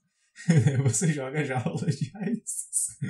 Então, a próxima carta é a carta que o Matheus vai entrar em crise, porque é um encantamento de The Dark, por 2 quaisquer e 4 verdes. Veja bem, 4 verdes. É engraçado, antigamente as cartas tinham custo coloridos maiores, né? Hoje em dia tu não vê nenhuma carta, tipo, uma carta que custa 4 de uma cor, opa, tem que ser forte, né? Mas antigamente era mais comum. Como é que é o preto, aquele maledeto do Felipe? Phyrexian Obliterator, né? Phyrexian Obliterator, que é 4 preto, não. Se tem várias manas da mesma cor, é forte. Daí tu pensa assim, 4 verdes. Então, provavelmente tu tem florestas pra poder castar essa mágica, né? Que 4 verdes, 2 quaisquer, por um encantamento, que ele tem todas as criaturas verdes têm travessia de floresta. Então, se tu tá usando ela, é contra o baralho verde, certo? Porque tu quer atravessar as florestas do adversário. Só que tu também tem floresta pra poder jogar ela. Então o adversário também tem criaturas verdes. Que bom, né? É verdade. Quando eu lembro da primeira carta, eu não tinha prestado atenção nessa cláusula, que as do oponente também iam ganhar a travessia de floresta. Se tu quer que as tuas ganhem travessia de floresta, provavelmente o oponente tem florestas, e você também. Então quer dizer que, tipo, free for all, tá ligado? Se mata, meu filho. A única diferença é que tu gastou uma carta e 6 de mana, 4 dos quais eram verdes, mas tudo bem. E o cara só riu da tua cara. Valeu aí, Champs. Vou poder bater muito na volta. A próxima eu quero que o Matheus fale, porque eu quero ver o Matheus enlouquecendo. Não, cara. Já começa ruim que a arte dessa carta é uma das piores coisas que eu já vi na minha vida, cara. Por que, cara? Só porque é um negão pelado fudendo uma fogueira? Não só por isso. Uma cabeça de dragão? Acho que tá fudendo a cabeça de dragão. Mas a arte é ruim, tá ligado? Independente do que ela tenta demonstrar através de seus traços e cores, a arte é terrível, cara. Parece ela tem uma cara de comic, né? Aquela de história em quadrinhos. Mas feito por uma criança de 12 anos, cara. Ela é feita, eu acho, com lápis de cor mesmo. Não é feita com pastel ou coisa do tipo. Por isso que tem essa textura e essas cores estranhas. Cara de lápis de cor, assim. Parece que tentou copiar Force of Will, só que não deu muito certo. Não tinha uma capacidade. Não tinha. Balduvian Shaman. Eu acho que esse Quinton Hoover tem umas artes bem melhores atualmente. Ele deve ter evoluído, né? Esperamos. Porque essa carta é muito antiga, de Ice Age, não é? Acho que é. Então, Na verdade, Force of Will veio depois do que isso. Isso. Talvez Force of Will se inspirou nessa. Bom, por 1 azul é uma 1/1. E tem uma fonte minúscula. Então deve ser boa a carta, né? Tem muitos textos que é boa. Então, vira. Permanentemente, mude o texto do encantamento branco alvo que você controla, que não tem upkeep cumulativo. O que tu faz com esse carinha? Então tu muda todas as instâncias de uma cor com outra. Por exemplo, show. Se a carta tem exemplo.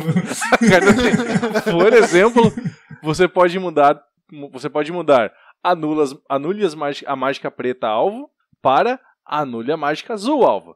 O Balduvian Shaman não pode mudar símbolos de mana. Aquele encantamento agora tem upkeep cumulativo 1. Não, mas eu esqueci de dizer que ele é um clérigo 1/1. Mas cara... Tudo bem, eu entendi que a ideia dela era tu usar em círculos a proteção, certo? Isso. Só que ela tem custo cumulativo. Então tu não vai ter mana pra se defender. Não faz sentido, tá ligado? Faz sentido, só que não. Por que você vai ter... Eu vou vou jogar só com o círculo de proteção vermelho, e daí eu vou usar o Balduvian Shaman pra mudar ele pro círculo de proteção que eu precise. Não, cara, não. Leia a carta tem exemplos. Uma carta que precisa de exemplos não pode ser bom. Trinisfera tem exemplo. Mas Trinisfera é uma coisa única. Bom, chamando também é bem único. Mudar coisa de mudar cores numa carta. Tem outras cartas que fazem isso.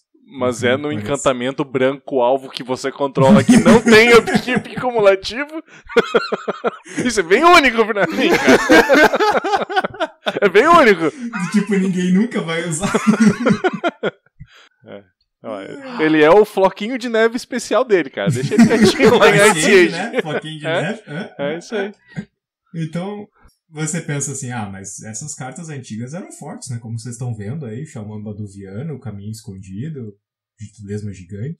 Eram muito fortes, tu precisava de cartas fortes pra competir contra elas, né? Daí o cara olhou, tem uma expansão, Homelands. Homelands é muito forte. Não sei que drogas que o cara tava nesse momento, que ele olhou pra Homelands e disse, Homelands é muito forte, eu preciso deter essa expansão inteira. Então ele fez um artefato que diz, pague 2 genéricos pra baixar, pague 2 e vira, sacrifique o Apocalipse Chime, enterre todas as cartas da expansão de Homelands. Cara, Homelands é uma expansão que as cartas só viram no jogo porque elas tinham uma cláusula no torneio, tá ligado? Era obrigatório ter uma carta de cada expansão da época. Daí os caras olharam o que é o menos pior de Homelands, porque eu sou obrigado a botar uma. Serrated Arrows, tava todo mundo jogando com Serrated Arrows, né? que drogas que o cara tava, que ele olhou pra Homelands e pensou, eu preciso de uma carta pra deter essa expansão inteira. Não, e ela é de Homelands, então ela se autodestrói, né? Sacrifica ela antes, ela já vai primeiro. Não isso, mas tu não pode ter cartas de Homelands, né? Porque ela vai destruir tuas cartas também, então É que tu tinha que pensar assim, eu preciso ter uma carta de Homelands no meu deck. Sim, vai ser só essa. Agora a pergunta, e se tu tiver lands básicas de Homeland? Boa. Vamos ver no Gabriel se ele diz alguma cláusula de que não afeta lands. Eu acho que não tem terreno básico em Homelands. Apocalipse Chime. Eu sei dessa carta que ela tem uma ideia na história, no né? Dizendo que não tem lands. Então é porque ninguém nem vai jogar com essa carta um dia, Nelson. Se tiver lands de Homelands, vai dar tchau pra elas também. Deixa eu botar aqui land, deixa eu pegar básica, aqui. Apocalipse Chime. Eu sei que essa carta ela tem uma ideia na história, porque era um sininho lá, não sei, um chime não é bem um sino, né? É um daqueles... Parecido o suficiente. É um sino de vento, acho que a gente chama, eu não sei. Mas é um negócio que tu dá uma... que a ideia era que tu balanceava isso aí e acabava com o mundo lá em coisa. Com Homelands. É aquilo que a gente falou. Não tinha terrenos básicos, só tinha aqueles terrenos bosta, que era vira, gera uma incolor, e daí ele tinha pague 1, vira, gera uma verde, ou pague 2, vira, gera uma vermelha ou uma branca. Daí tinha esses terrenos assim pra todas as cores. Alguém deveria estar usando isso, né? E dava tchau pra eles também. Mas, eu entendo que flavoristicamente fazia sentido você destruir todas as cartas de uma expansão, mas tinha que ser Homeland. Podia ser qualquer outra coisa. O antro da merda, daí tem uma carta que destrói todas as merdas. Deve ser, acho que na verdade o cara pensou assim, eu preciso redimir todas as pessoas que foram obrigadas a jogar com Homelands. Mas a próxima carta, Califa do Círculo Ígneo, é uma criatura do tipo Gênio, 4/4 por 4 de mana. Como isso pode ser uma merda, né? Por 2 quaisquer, uma azul e uma vermelha. E ela ainda tem voar e atropelar. Flample. Fodástica. Só que dela tem um drawback, que não é o drawback, é o que, Matheus? Não, é só drawback. Esse é o drawback. Calma lá. Esse é o drawback. Ele é obrigado a atacar todo turno se for hábil. É o Juggernaut. Basicamente isso. É o Juggernaut. 4 de mana, 4/4, Frample, que ataca todo turno, nada mal. Daí vem, como é que é, Matheus? Cláusula catalisadora de bosta! Toda vez que o Califa do Círculo Ígneo causa dano, você perde aquela quantidade de vida. É literalmente a corrida de dano, né? Vamos ver quem é que se mata primeiro. Vamos ver se eu te mato antes que eu me mate. Mas Só que o detalhe é assim, positivo, cara. Você lembra todas aquelas cartas bosta que ninguém joga de ganhar vida? Olha aí. Só que o detalhe é assim, não é dano em oponente, tá? É dano. Então se uma criatura bloquear, tu vai levar dano. Tipo, é uma delícia. Todo turno tu leva 4 de dano. Pois é, né? Mas podiam ter dito isso na carta, ficava mais na cara.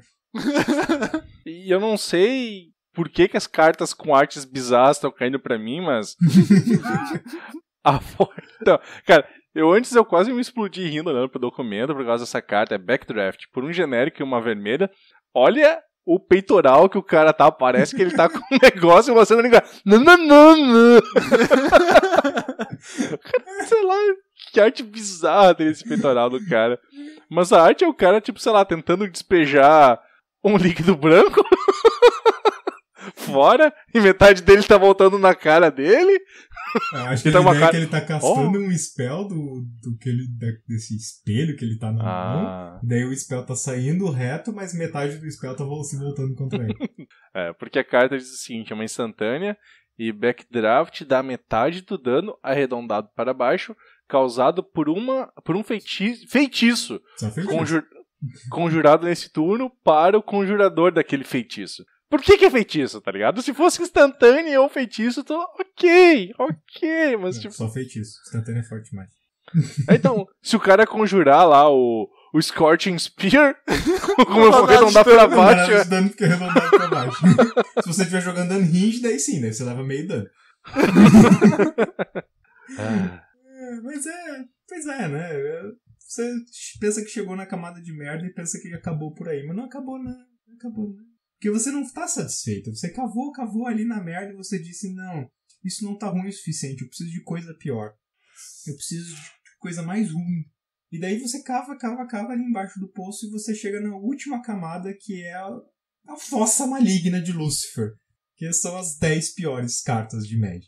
Sim, a gente chegou nesse nível, a gente não tinha mais ideia, a gente vai fazer um top 10. Mas a gente demorou, a gente rolou por 1h30 antes de ter o top 10 e não vai estar no título. A gente também chegou no fundo do poço. Não, a gente ainda não chegou a fazer clickbait. Então a gente não tá lá. Não estamos lá ainda. Talvez é por isso, talvez esse seja o nosso erro, né? A gente deveria fazer mais clickbait. É isso aí. Vamos colocar então o nome do episódio vai ser as 10 cartas de Magic que você precisa conhecer para acreditar. Ou então, tipo, ouça esse podcast pra saber qual é a grande novidade do Magic. E daí, super novidade, né? Porque as piores cartas de Magic são todas mega antigas. Você não vai acreditar o quão ruim essas 10 cartas de Magic são. Quem quer ter o prazer de começar com o número 10? Vai lá, é verde eu começo. É o Shelkin Brownie. O Brownie. É um bolinho de maconha. Por um genérico e uma verde. É uma fada. E, né? Tipo, o negócio parece um gnomo gordo estranho, cara. Essa arte tá bizarra. E ele tem a versão maligna do Faustão. Parece o Faustão mesmo. Porra, meu! Porra, meu, carta ruim, bicho. Ele tem vira? Cara, como é que traduziram bending, cara? Acho que não chegou em português. Formar bando. Formar bando, Infelizmente então, chegou. Então, porque essas cartas são de Legends e Legends não tinha em português. Vocês, então... ouvintes, lembrem de como formar bando é a habilidade mais poderosa de Magic. Então. Com certeza. É de Legends essa carta, obviamente. Legends eu acho que é o Zenith do que a gente falou, né? Que é o set que ou tem cartas do nível de Caracas e Tabernáculo, ou tem cartas do nível do Shelkin Brownie. Que ele tem vira, remove a habilidade de formar bandos com outro da criatura alvo até o final do turno. Ela não remove formar bando, ela só remove formar bandos com outro. Tem diferença. Pior que tem diferença, né? Exatamente, tem diferença. Porque tu tem que formar bando e tu tem que formar bando com outros humanos. Isso, ou geralmente formar bando com outras lendas, que era no caso de Legends, que era mais comum. Formar bando com outras lendas. Então você tinha uma lenda que formava bando com outras lendas, mas não com lendas. Não faz sentido, procure na internet. Que barbaridade. Não. Eu não tenho mais forças, cara. Calma, falta só 9, Matheus. Ainda não chegamos no pior. Ah, cara, a próxima carta, Scornful Egoist. Ela é uma criatura 1/1, do tipo mago. Ela tem Morph 1 azul, então tu pode baixar ela como se fosse uma 2/2 por 3, né? E daí pagar uma azul e ela vira. E ela é uma 1/1, vanilla, sem habilidade. Quanto é que custa ela pra baixar normalmente, Felipe? Se tu for baixar ela da tua mão, ela custa 8 de mana. Tipo, cara, essa carta é um mindfuck total, velho. Por quê? Essa carta, a explicação não torna ela menos ruim, mas ela tem uma explicação. Alguém nesse set inventou de que era interessante você controlar a criatura com o maior custo de mana convertido. E daí eles inventaram essa aberração da natureza. Que morre pro Spare lá. Que morre pra Scorching Spear, com quase todas as cartas que a gente já falou. A gente vai criar uma nova categoria do Magic. Não é mais morre pra Bolt. Cara, isso tem que virar um meme, por favor. Morre pra Scorching Spear, velho. Não, mas cara, eu lembro dessa carta que eu e o Nelson, a gente tava jogando um formato lá no MTGO. Ah, sim, o... Mormir. Daquilo? Não, Mormir. Momir, isso aí. Isso, é o Momir Basic. A gente tava jogando Momir Basic no MTGO. E daí eu gastei 9 de mana. Não tem muitas criaturas com 9 de mana no Magic. 8 de mana. 8. Não tem muitas criaturas. Será que eu vou pegar um Lamog? O que vem? Griselbrand? Scornful Egoist. É muito boa, velho.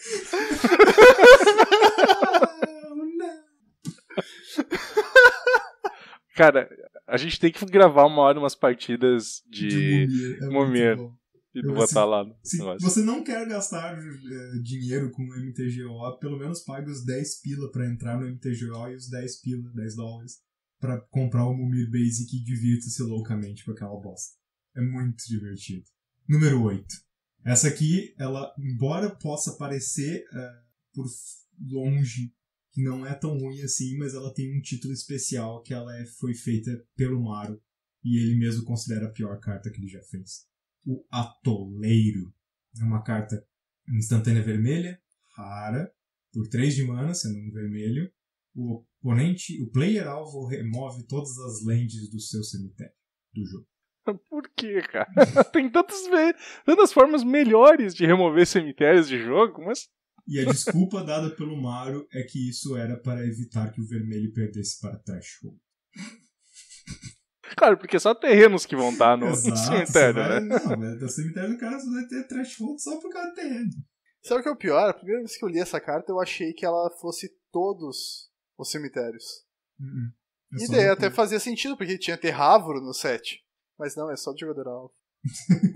Não, Felipe, você está tentando encontrar a ordem em meio ao caos, velho. Você não vai conseguir. A próxima carta a gente vai começar por ela em parte, certo? Arrebentar. Por um genérico e uma vermelha, é uma imagem instantânea. A arte da carta é muito foder. É um bárbaro fuderoso arrombando um cara mesmo. Aí o flavor text da carta é inacreditável, né? Que faz sentido com a arte do bárbaro ali. Existem 2 maneiras de resolver situações intricadas: reflexão contemplativa e força. Depois de contemplar e refletir, a maioria dos bárbaros opta pela força. Então é legal. Em português, os caras não fizeram wordplay, que tem em inglês, né? Que teria que ser depois de reflexões contemplativas, a maioria dos bárbaros opta pela força. Ficaria melhor com wordplay. Mas a carta diz o seguinte: volte com a face para cima o card de criatura alvo com a face voltada para baixo. Só que a questão é a seguinte: em português está errado. Está traduzido errado. Para variar, porque essa carta, na versão em inglês, ela tem, obviamente, a cláusula potencializadora de bosta. Que tem que ser uma criatura que um oponente controla. Isso! Tu não vai poder fazer isso na tua criatura pra daí tu usar ela pra cheatar o custo de morph. Quem não lembra dessa época, obviamente, todas as criaturas que tinham morph, elas tinham alguma habilidade quando viravam pra cima. Então é interessante você virar as suas criaturas pra cima. Porque, todas exemplo, não. O egoísta não tinha. Tá bom. Tá bom. Concedido. Mas geralmente era interessante você virar sua criatura pra cima, se não fosse um egoísta, porque daí ele fica mais fraco. Porque geralmente as criaturas tinham alguma coisa do tipo, quando você vira essa criatura pra cima, dê counter na mágica alvo. Você vira essa criatura pra cima, dá mais X pra criatura alvo, coisas do tipo. E daí você pensa, tá, por que eu quero fazer isso nas criaturas do oponente? Por que eu quero virar elas pra cima e dar bônus pro oponente? Cara, essa lista não faz sentido! Para de tentar usar lógica onde lógica não dá. A única coisa que tu pode usar é força. A carta já disse. Não existe reflexões contemplativas nesse momento. Não, mas a próxima carta é uma carta que tu tem que contemplar. Número 6. Não, a próxima carta eu me recuso. Eu me retiro. Essa carta eu não aceito que ela exista no Magic. Tchau pra vocês. Eu tô saindo aqui, tchau. Felipe deu rage quit no episódio. Cara, mas a carta é legal. Quando eu vi o nome dessa carta, o nome dela já me chamou a atenção. É a bolha de Juju. É Juju, não é de Juju, é só Juju. Não é Jujuba, é só Juju. A bolha de Juju, um artefato por um genérico. É baratinho, artefato barato é legal. Ele tem manutenção cumulativa 1, tá bom, não é tão ruim. Ele tem pague 2 de mana, ganhe 1 de vida. Pô, tá, beleza, eu posso dumpar todo o meu mana ali, não preciso pagar muito manutenção, ganho um monte de vida, show, parece bom, por 1 de mana só. E daí ele tem, Matheus, o que ele tem? Ele tem a cláusula potencializadora de bosta! Ah, e essa potencializa que é uma beleza, porque ela diz simplesmente, se você jogar qualquer carta, sacrifique a bolha de Juju. Felipe, tu tá aí, Felipe? Morreu, Felipe, tá vivo? Eu voltei. Desistiu? Infelizmente vocês não tinham passado essa carta ainda. Bolinha de Juju, que é uma Jujuba? Que é uma bolinha de Juju, Felipe? Não, olha, eu juro, eu tentei muito, gastei todo pouco dos meus 2 Tico e Teco pra tentar descobrir uma forma de por que essa carta existe, mas eu não consigo achar explicação pra ela. Todas as outras até agora, até o número 5, nós tínhamos uma explicação de por que ela existe.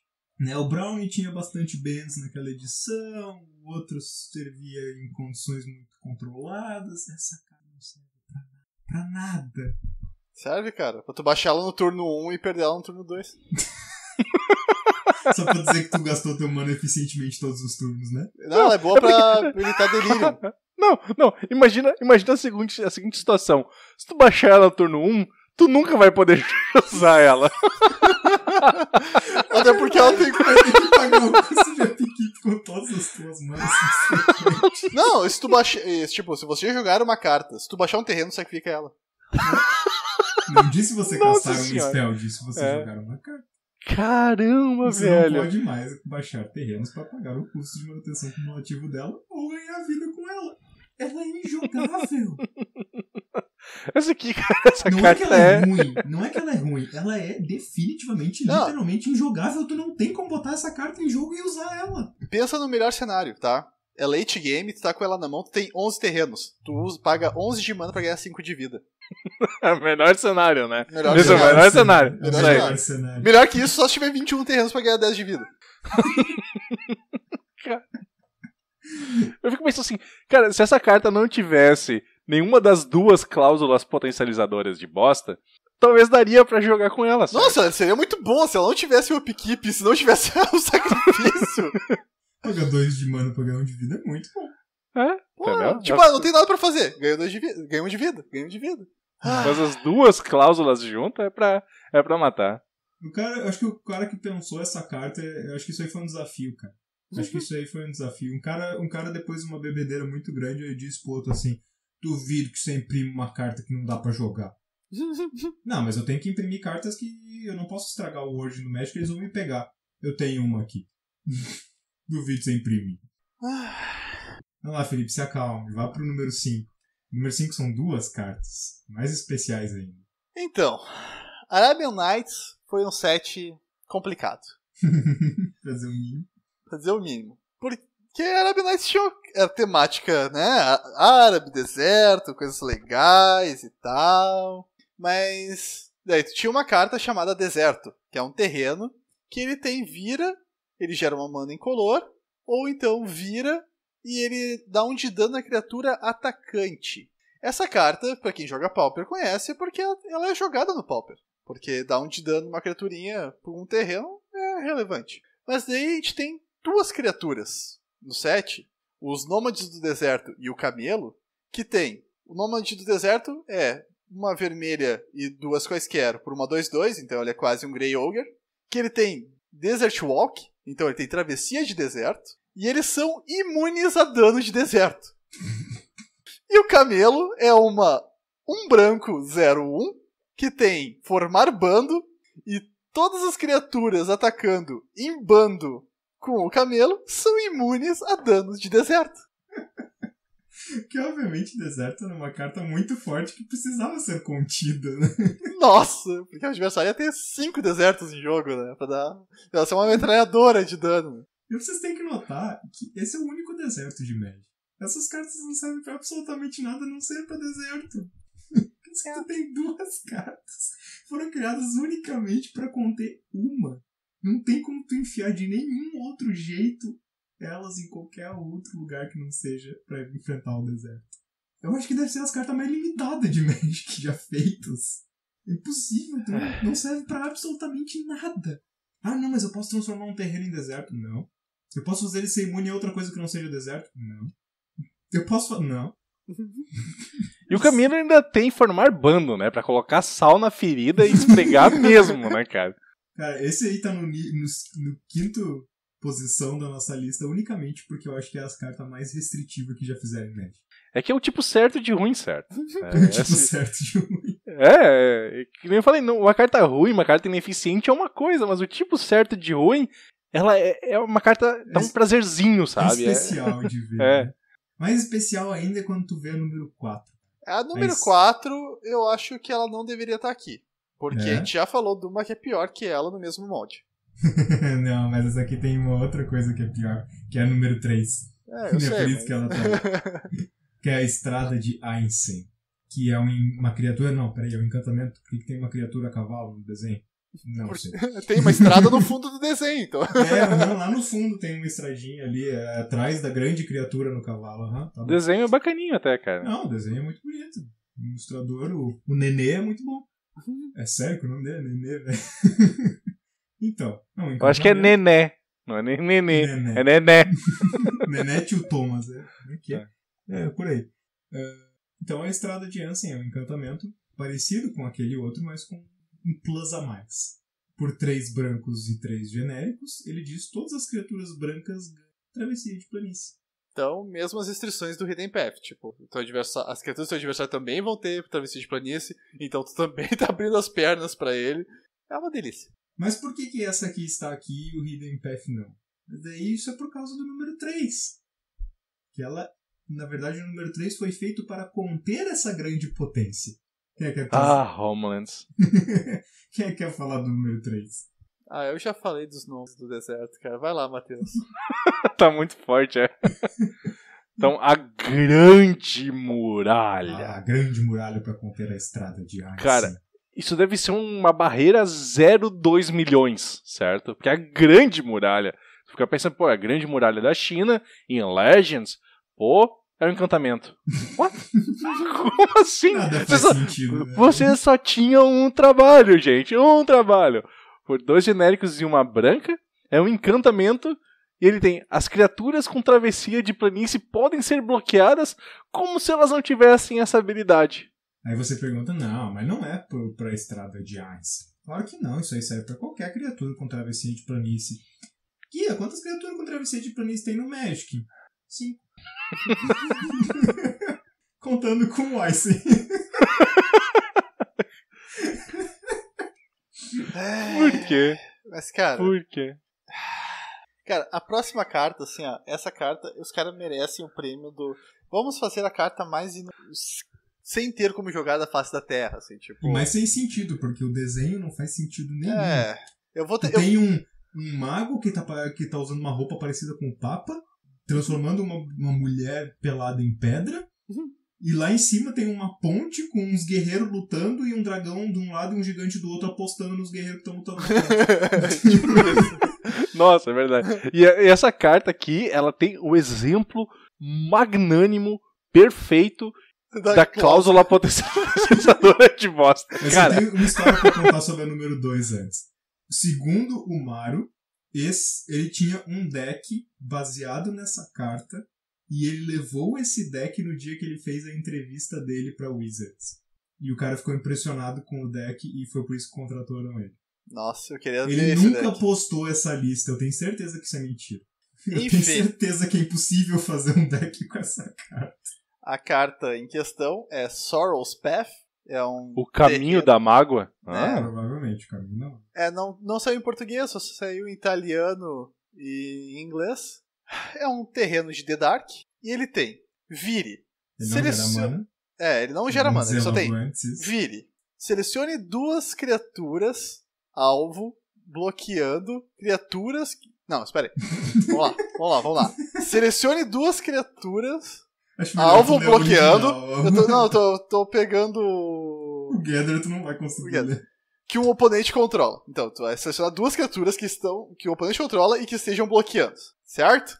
Obviamente num combate que está acontecendo. Né? Isso. Tu atacou, o oponente bloqueou, tu vai selecionar 2 criaturas que ele tá usando pra bloquear. Se cada uma dessas criaturas pode bloquear todas as criaturas que a outra tá bloqueando, remova as 2 do combate. Você não tem blocos inválidos entre elas. Daí, cada uma delas bloqueia as criaturas que a outra estava bloqueando. Então tu faz um swap de bloco entre as 2 criaturas. Muita palavra pra dizer isso. Tu vai pegar 2 criaturas e trocar elas de lugar nos blocos. Daí, Matheus... A cláusula potencializadora de bosta ômega! Essa aqui top 10, é maior. Essa aqui tem um plus. Toda vez que o Sorrow's Path se vira... Não, então não é necessariamente quando tu vira. Se o oponente tiver um Richardson Pot e virar ele, isso é ativado. Ele dá 2 de dano a cada criatura que tu controla. E 2 de dano a você. Não, é que tipo, essa carta, quando tu começa a ler...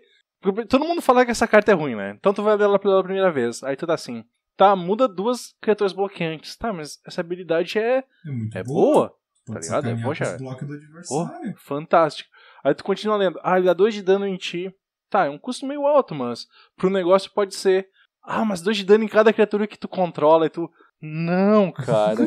Não. Tá tudo errado. Tá tudo errado nessa carta. Tá tudo errado. Cara, 2 de dano em todas as criaturas que tu controla, 2 de dano em ti só por virar. E se as tuas criaturas forem morrer, elas não estão mais nem atacando. Esse é o problema. E daí acontecendo, tu não faz mais nada com essa porra. E essa é a número 2. Vocês pensam que fica pior? Fica pior. Então, recapitulando o top 10.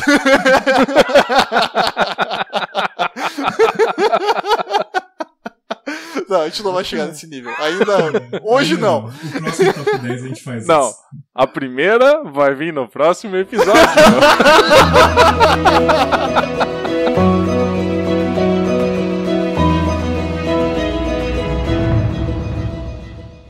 Então você pergunta, nós vimos coisas muito ruins, Guia. Qual é a pior carta de Magic? Qual é a carta mais injogável? A carta mais detestável? A carta mais absurdamente absurda que saiu da cloaca do pântano do inferno? O elemental da madeira. Mas é uma criatura, não pode ser tão ruim assim. Pode. Por 4 de mana, sendo um verde, invoque um elemental que tem asterisco nos poderes. E o que é o asterisco? O asterisco é o número de florestas desviradas que você sacrificar quando ele entrar em jogo.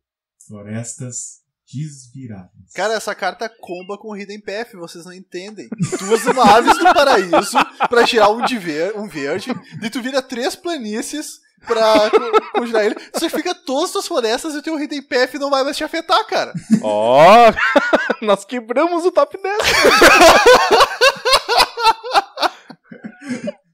Então você imagina que você está no seu 4º turno, você baixou sua 4ª floresta e você está com um elemental na mão e você pensa, isso aqui vai ser uma bomba, eu vou baixar ele e ele vai ser uma 0/0. Porque você não sacrificou nenhuma floresta. Não, desvirada. Eu posso sacrificar as minhas 4 florestas que eu usei pra castar ele. Não, elas estão... Não, mas eu posso... Sim, tu pode rasgar ela, tacar fogo, usar pra invocar o demônio. Mas pra jogar não. Pra jogar não vai. Mas no quinto turno ela vai ser uma 1 por 4 de mana e sacrificar uma floresta. Desvirar.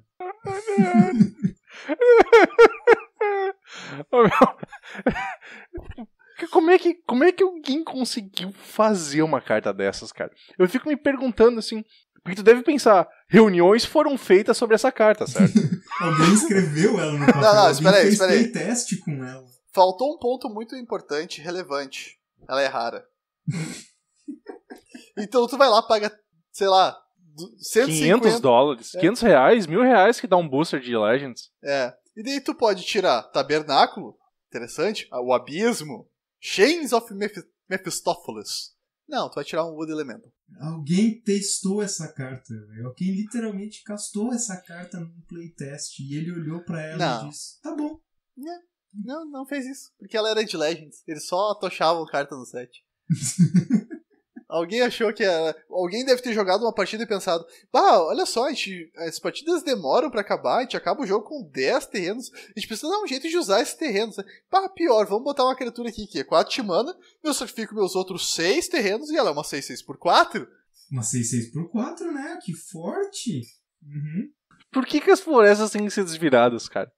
Porque senão era uma 4/4 por 4. Aí que o cara dá um terror e pronto, tá ligado? Tu não tem mais nem terreno pra te jogar tuas outras mágicas. Exato, ela tem que ser pior que isso. Por isso que ela é o número 1 do nosso top 10. Porque não importa como você pense, não tem como jogar essa carta. Não tem como, cara. Eu vi um diabo que resolveu descer até as profundezas e se sacrificar e disse, eu vou fazer um deck com o do elemento. E a coisa mais próxima que ele conseguiu de qualquer coisa foi parear ele com Knight of the Reliquary. Só porque ele sacrifica terreno e o Knight of the Reliquary, que é terreno no cemitério. Bota Terrávoro junto. Super combo, né? Vocês já ouviram falar numa coisa chamada Dread? Sim, meu deck faz isso, tem Night Dread. Desculpa interromper os sonhos de vocês com Elemental da Madeira, mas... Inventaram uma coisa chamada Dread, que por sinal é bem roubada.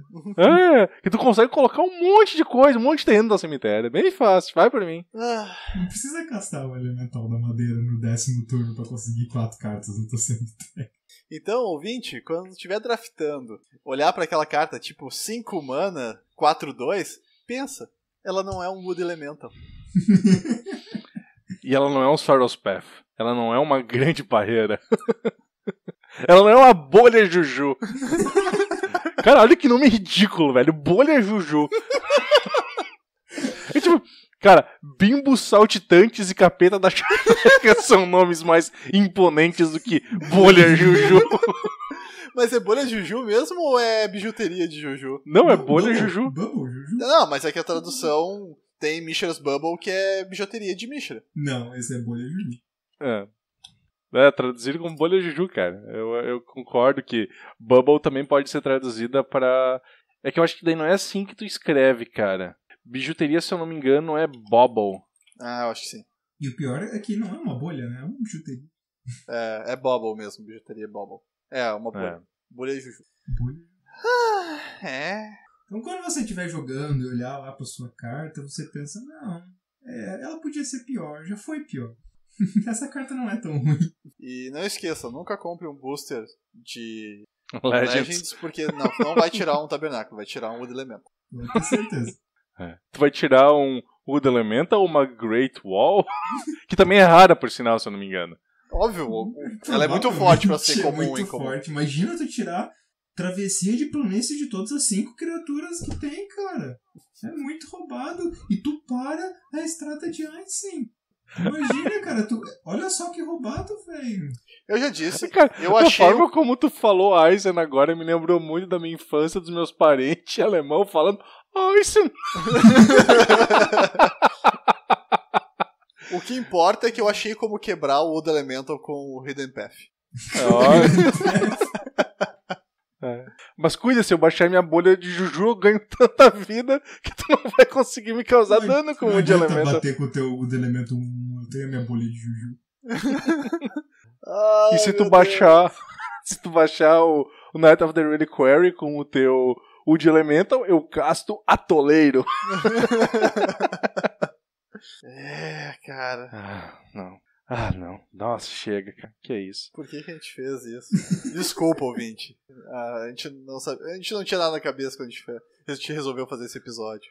Não, mas foi bom, cara. Foi instrutivo. Agora, quando o cara vê aquela carta bosta do set, ele não vai pensar mais que a carta é bosta. Ele vai pensar, pelo menos, não é um Wood Elemental.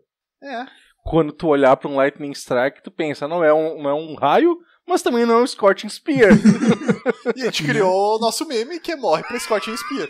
Isso aí. Não se esqueçam agora, quando for olhar pra uma criatura, você pensa, ela morre pra Scorching Spear ou não. Essa é a característica definitiva pra saber se ela é boa ou não. Morre pra raio, tipo, joga no Tron, morre pra Scorching Spear. Então acho que era isso por hoje, a gente já se cansou bastante. Eu estou Estamos triste, cara. Eu estou Mas triste. por que, cara? Olha pro teu deck Legacy, Felipe. Pra ficar um pouquinho feliz, né? É tanta carta boa. Nós temos até na lista uma carta jogável em Pauper, que é o Deserto. É tanta carta boa.